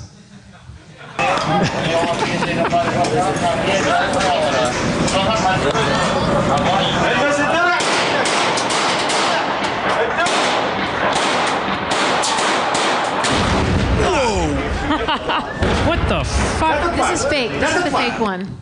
Well, I mean, there's no weapons and stuff. Wait, what do you Thousands think? of dollars That's for the this thing you're. fake Gilligan's Island tour. ISIS shot about 2 rounds at us, and the Iraqi army fired everything that they had back at them. And they were aiming, they were like pivoting towards the cameras at points, like you can see it, and so like it was very. And then afterwards, the second video, they had a musical number for the cameras. Like it was literally like a Pirates of the Caribbean, because there's 20-some journalists there all filming. So at the end of this, there's your little firefight. You get your 20 minutes of the Iraqi army shooting at ISIS footage. Then we do a song and a dance. And then, we get you back on the bus and it's away. And you're saying, I can't wait to break away from that. Show me the real Tijuana. That's what you're saying. That's kind of what's going on. But then, okay, so have you seen the fucking beheading videos? Like, what happens to journalists that if you're dead, you don't know you're dead, so why does it matter?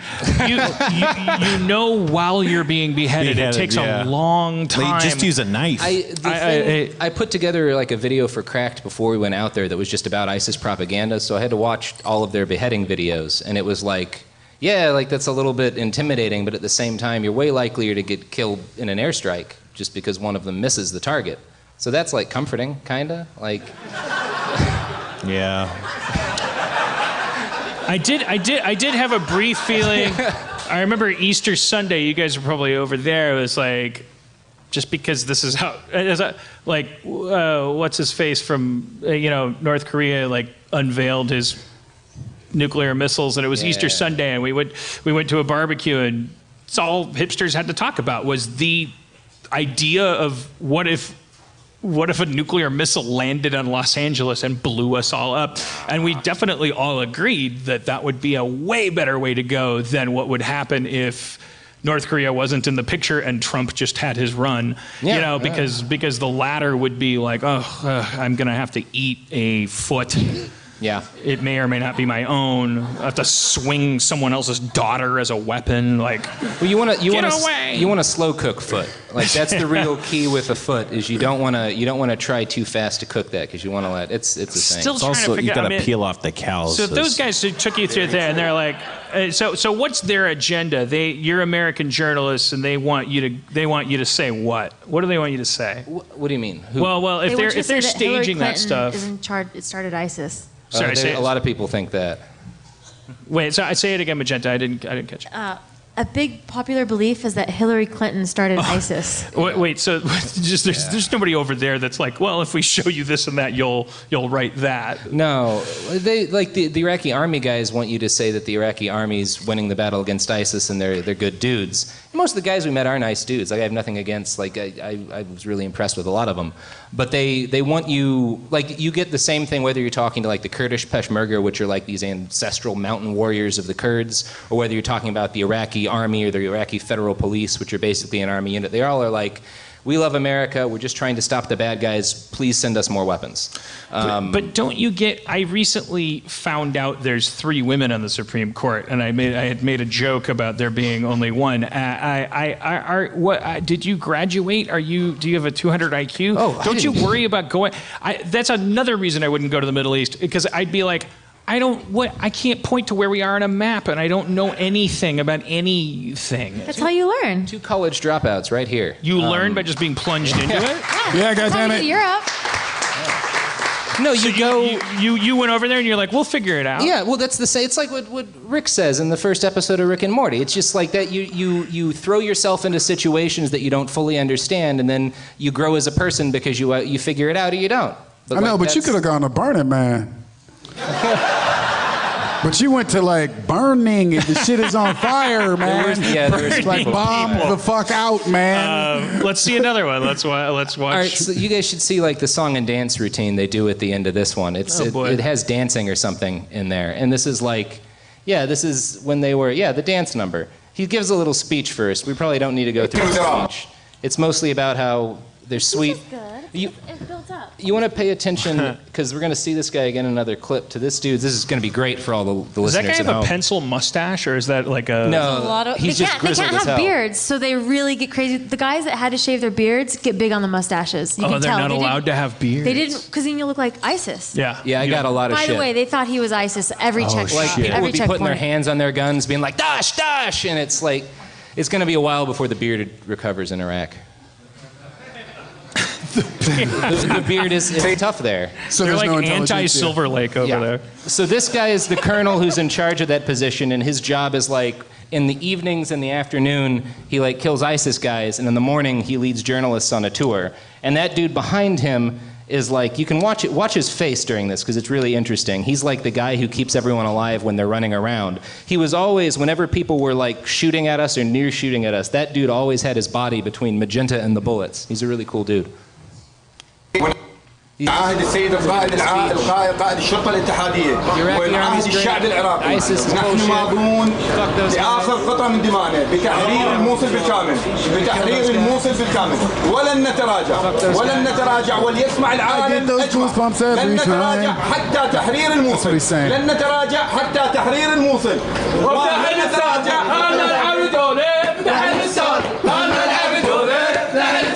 That's their Steve Levy. Yeah, and then he just bones out. He's like, I couldn't hold it.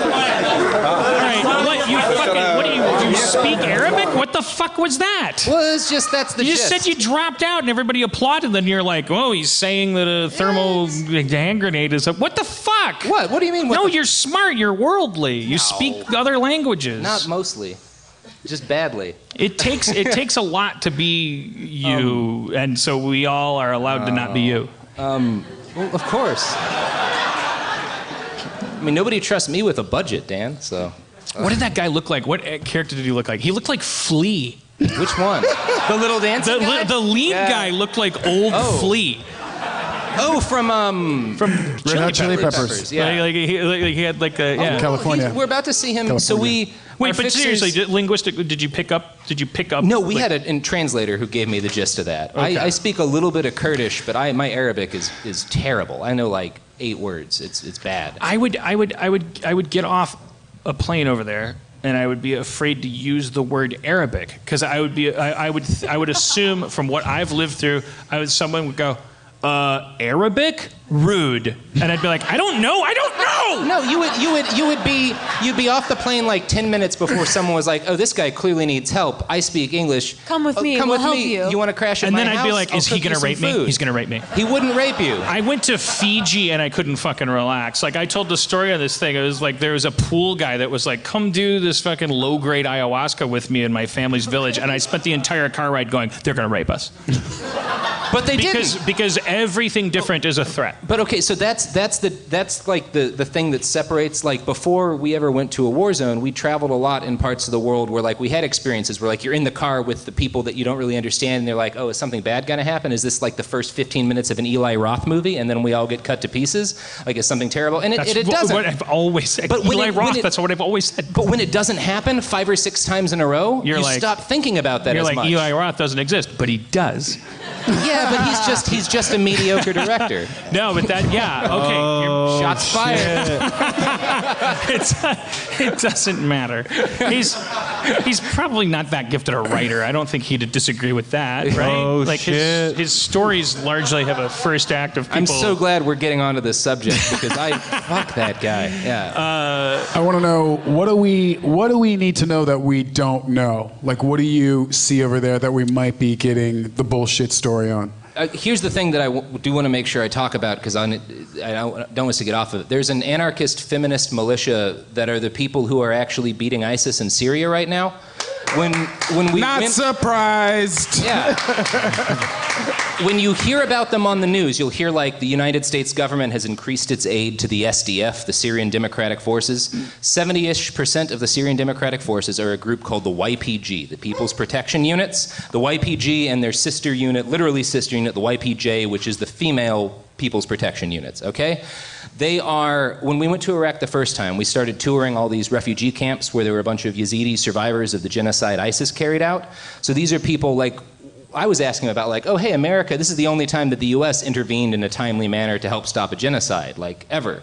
Like ISIS started killing these people and we sent in airstrikes, and I expected them to be like, yeah, we're really grateful to the United States for stopping ISIS. None of them had that to say. They were all like, no, it was the YPG. So what happened is when ISIS was on the move and they were expanding in Iraq and expanding in Syria and everybody was running away, the Iraqi army was fleeing from them, the Kurdish military was fleeing from them, all the different Syrian militias were fleeing from them, and they were just growing unchecked like a giant fucking tumor.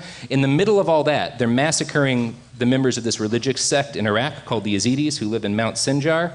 And the YPG, who is again a feminist anarchist militia, here's that's happening. This is happening. They're fighting their own desperate battle against ISIS and getting pushed back. And they divert forces from this battle for survival to invade Iraq. Divort? You fucking idiot. He doesn't even know words.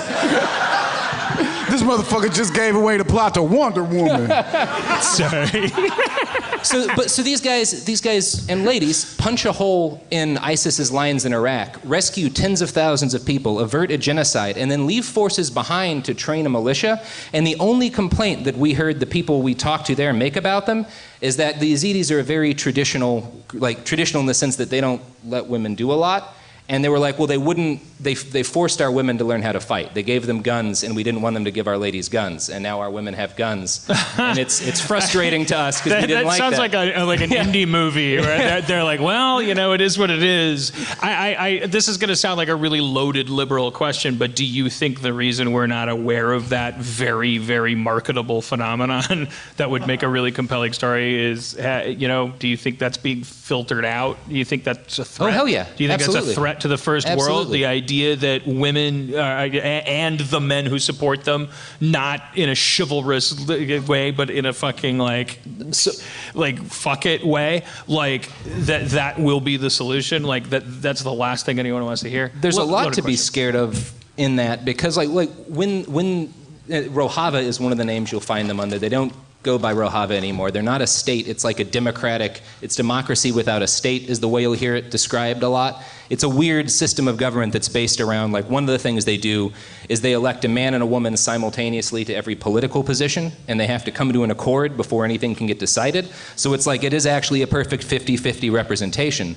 And in some of these towns, when they took over from the Syrian government, and they were like, hey, ladies, like, we have female organizations for lady journalists, we have female military units, like, we have female farming collectives, like, you're free to have a job and do whatever you want and participate in politics now. There were some areas where the divorce rate went to like 50% from almost nothing. Like, half the women there just left their husbands, were like, oh shit, I can go do stuff now? Well, fuck this noise. Like, I'm gonna go do shit. So yeah, there's definitely an element of it it's a threat, and there is a reason that you only hear to them referred to as the SDF rather than a feminist anarchist militia who's rabidly against the idea of states. Yeah. It's badass. It's Yeah. badass. I wanted to make sure I got in my crazy left-wing screed before. I mean, there was one question.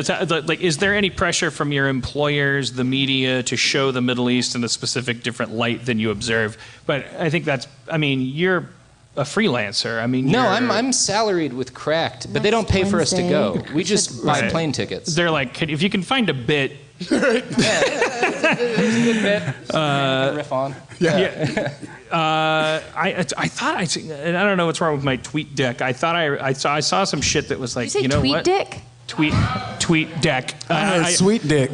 I'm trying to get in with But I social always hear media that. stuff. I set up a little filter for the hashtag thing. But Jinta, what do you got? Anything we should know that we don't already know? There's so much to know in the world. Give me your top one.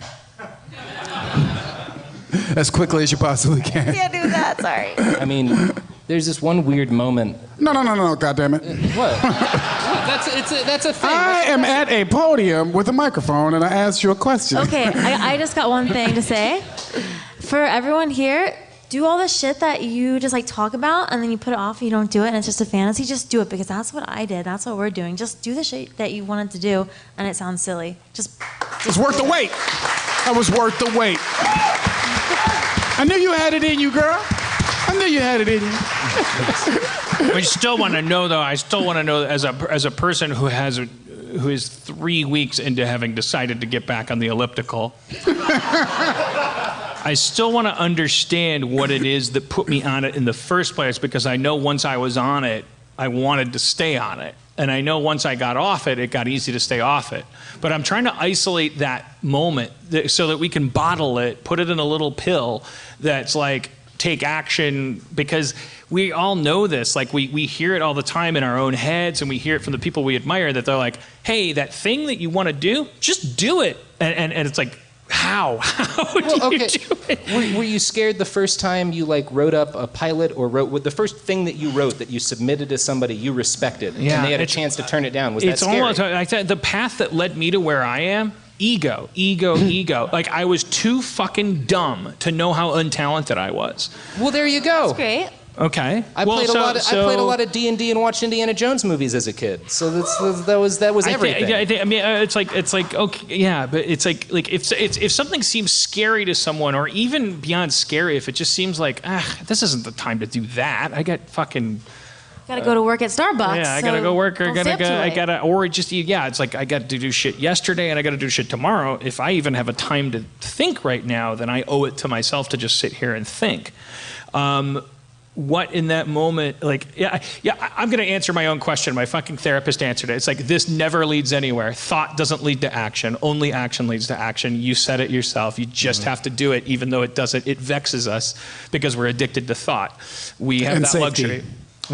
We're addicted to safety as well. We're addicted to just like, we have the luxury of going, that's what we do. We're on King's Landing, so we go, we can make a difference when we go, I'd like that funding to go over here. And we mistake that for meaning that as individuals, it's okay for us to go, well, I've decided I'm a vegan, or I've decided I'm left but right of this. It's words and it's thoughts, whereas the things that everybody in this room knows, that all the shit that changed them is shit that they just did. We have so much support. Like, if you're homeless in America, you're still going to have clean water. You're still going to find a toilet. You're not going to starve. Like, you're in America. So rely on the community or the culture that we don't have, and miss that week of work, even if you get fired, to pursue what you want to do, because you're still, at the end of the day, going to have a clean place to shit. And at least you're a step closer to trying something different. Like, you're going to have a clean place to shit no matter what. You're in America. It's fine. Just try some shit. I can Have definitely, fun. but to the extent that logic is employed there, I can twist that into like, okay, yeah, so I should stay put and like I'm doing great. Yeah, you are. You are doing great. So I'm not going to do anything different tomorrow, because even if I'm homeless, I can shit in a clean... No one's... It makes you happy. God, fuck you guys. Don't high road me. No one's telling you to do anything different. We all want season 4. The bottom line is, yeah, like there That are is how you met Joel.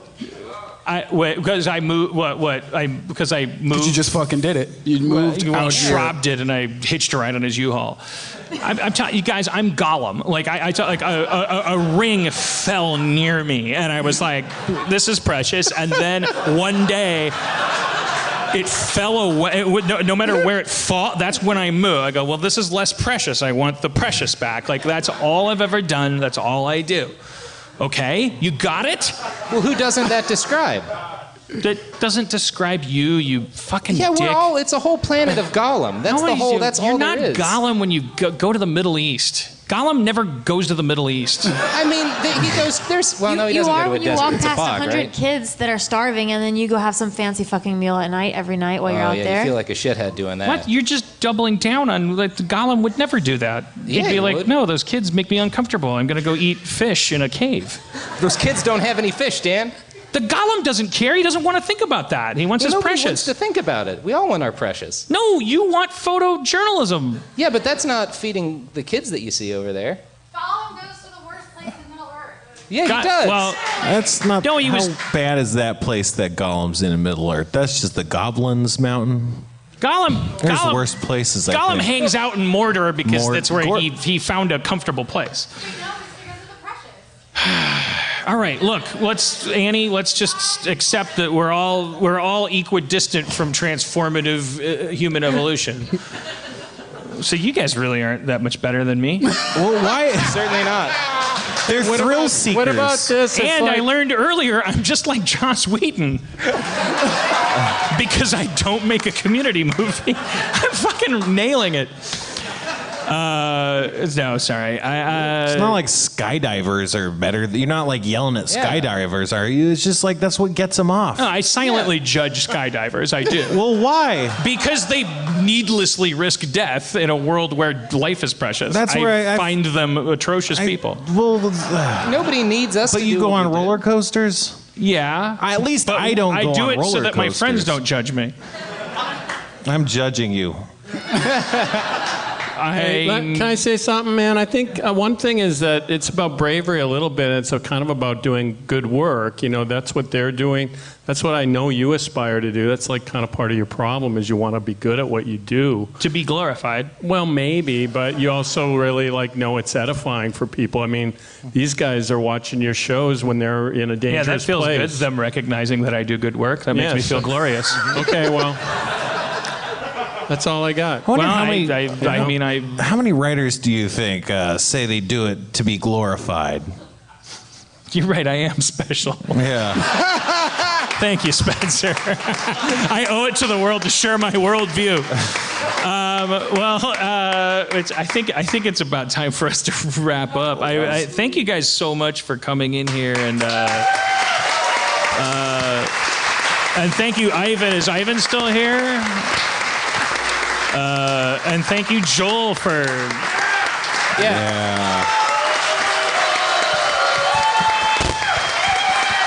Joel at one time went to the Iraq of making his own fucking TV show where he sat with the fucking robots and made fun of movies. Like, that was not a runway laid out for you. That was brave. Yeah, I don't have the problem. I know I'm a hero.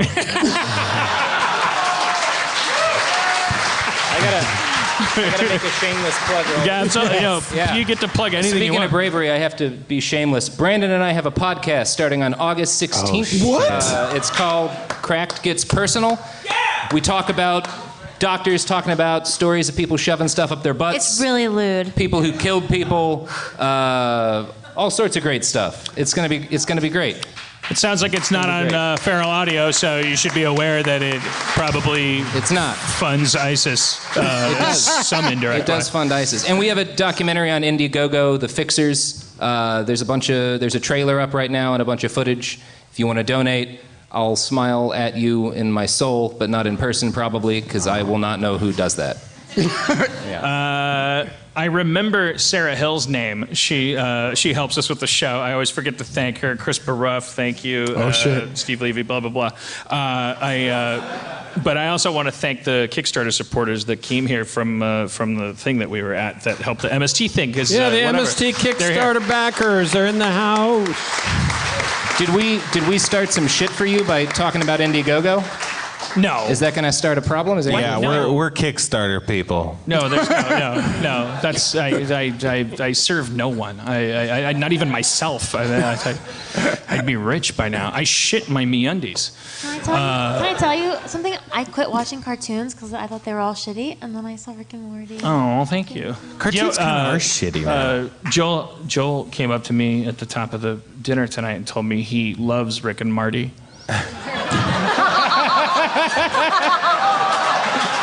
That's good.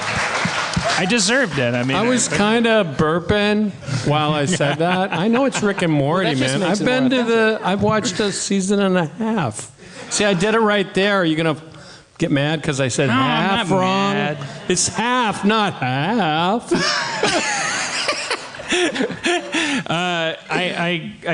I somehow feel like I'm landed in a cage where I have to end the show with a rap. With a rap. Yes. Yes. And you have so much Middle East to talk about. Oh, shit. I don't think they're ready.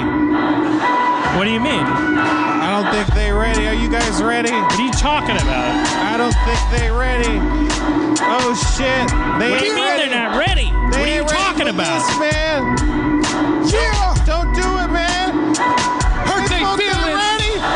A, B, C, D, Come on. E, F, No, G, they ain't ready. H, I, They can't handle this, man. K, What's next? L, M, N. Oh, no. Oh, shit. When a brother can't get a break, I'm gonna fuck your mama so hard she thinks my dick's a rake. Gonna take the leaves from the front yard. Gonna fuck her hard. Gonna go like a glass shard. Gonna be jagged, pointy, cut edges. I fucked your mom like my name was Benson and Hedges. Woo! It's a company that makes Cigarettes, not shakes. contact lenses? Wait, what? Cigarettes, not shakes. Oh, yeah. Yo. No more fucking mamas. No more fucking mamas. Middle East llamas? We're on Harmontown. Iraq is here. Saudi Arabia. Fucked your mama's labia. That's all right, Dan. It happens sometimes. I think the people understand. Yo, Brandon, you're looking pretty down. Take me to Raptown.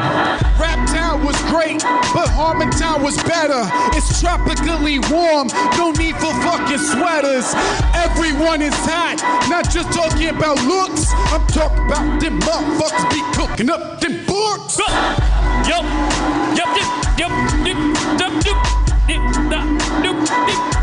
I wanted to jump in because your energy excited me, but I couldn't do it. I couldn't do the same thing. I'm sitting down and you stand up. You got the energy. Yeah.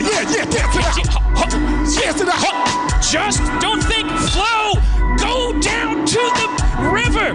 Your mama is a giver. She's not a taker. I'm gonna shiver with my arrow in a quiver. Gonna take every shot. My nose got snot. Its mucus gonna give you a lot. I got all the rhymes that you could ever need. I fucked your mama. No, I didn't. It's alright, B. Fucking dads. That's what we on. Remember, Dan, we fucking dads until dawn. He dances like a baby, but maybe that's what you need. Okay?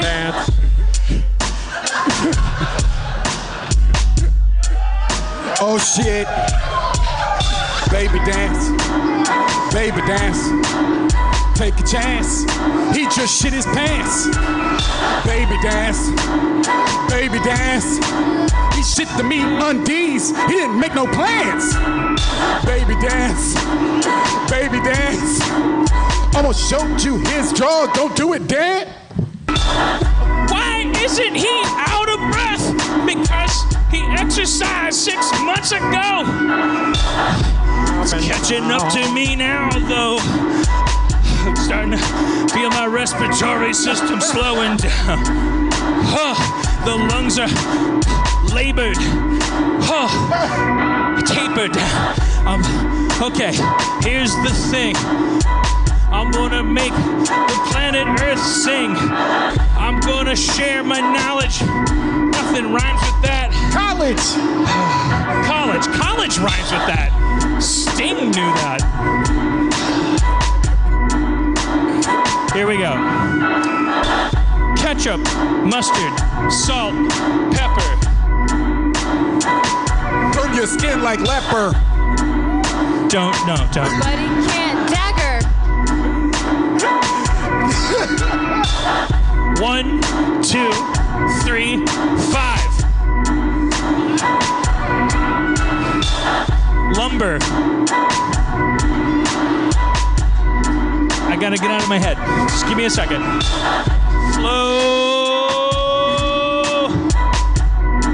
Don't preconceive. Just let me empty my head.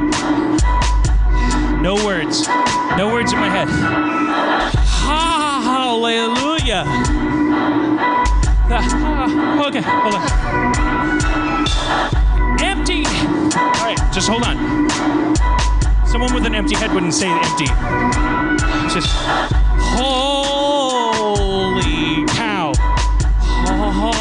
Okay, rapping. Okay, just give me a second. Don't fucking judge art. I'm trying to do something real and you're waiting. You're like, why doesn't it sound like Will Smith? Because it's not packaged for you. Because what you're experiencing is real. This is the shit that ends up in a Will Smith song. It's called art. Give me a second. Stop judging. 1.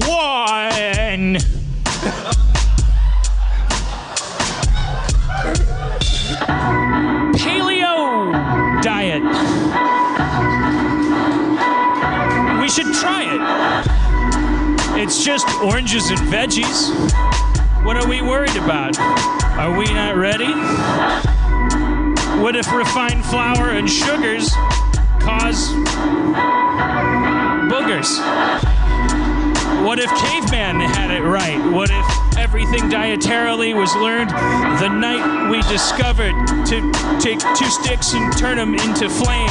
What if Michael Douglas knew it was a game? Whoa. What if Sean Penn was wrong? What if that movie only took place in a song sung by Vishnu? Oh, I wish you knew that reference, but you didn't stay in Indian high school. Didn't mean to judge, just wanna dance and budge. Eating fudge and sugar in my blood. Cholesterol's too high. Elmer Fudd. It's Wabbit season. Salt and pepper, 2 kinds of seasons. Also summer and fall. Fucked your mama till she was less tall. Okay, let's thank our guests in Brandon and Joel Hodgson. Thank you. Chris Baruff, Steve Levy, Zach McKeever, Sarah Hill.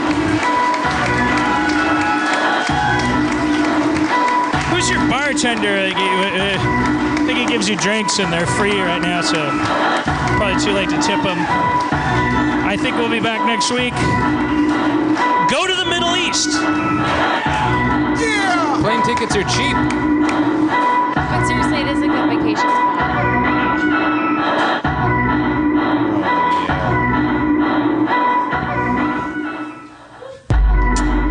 Thanks so much for coming out to Harmontown. Once again, please, a warm round of applause for the guests this evening. It's had so much fun. Good night, Burbank. We love you. Thank you, Spencer.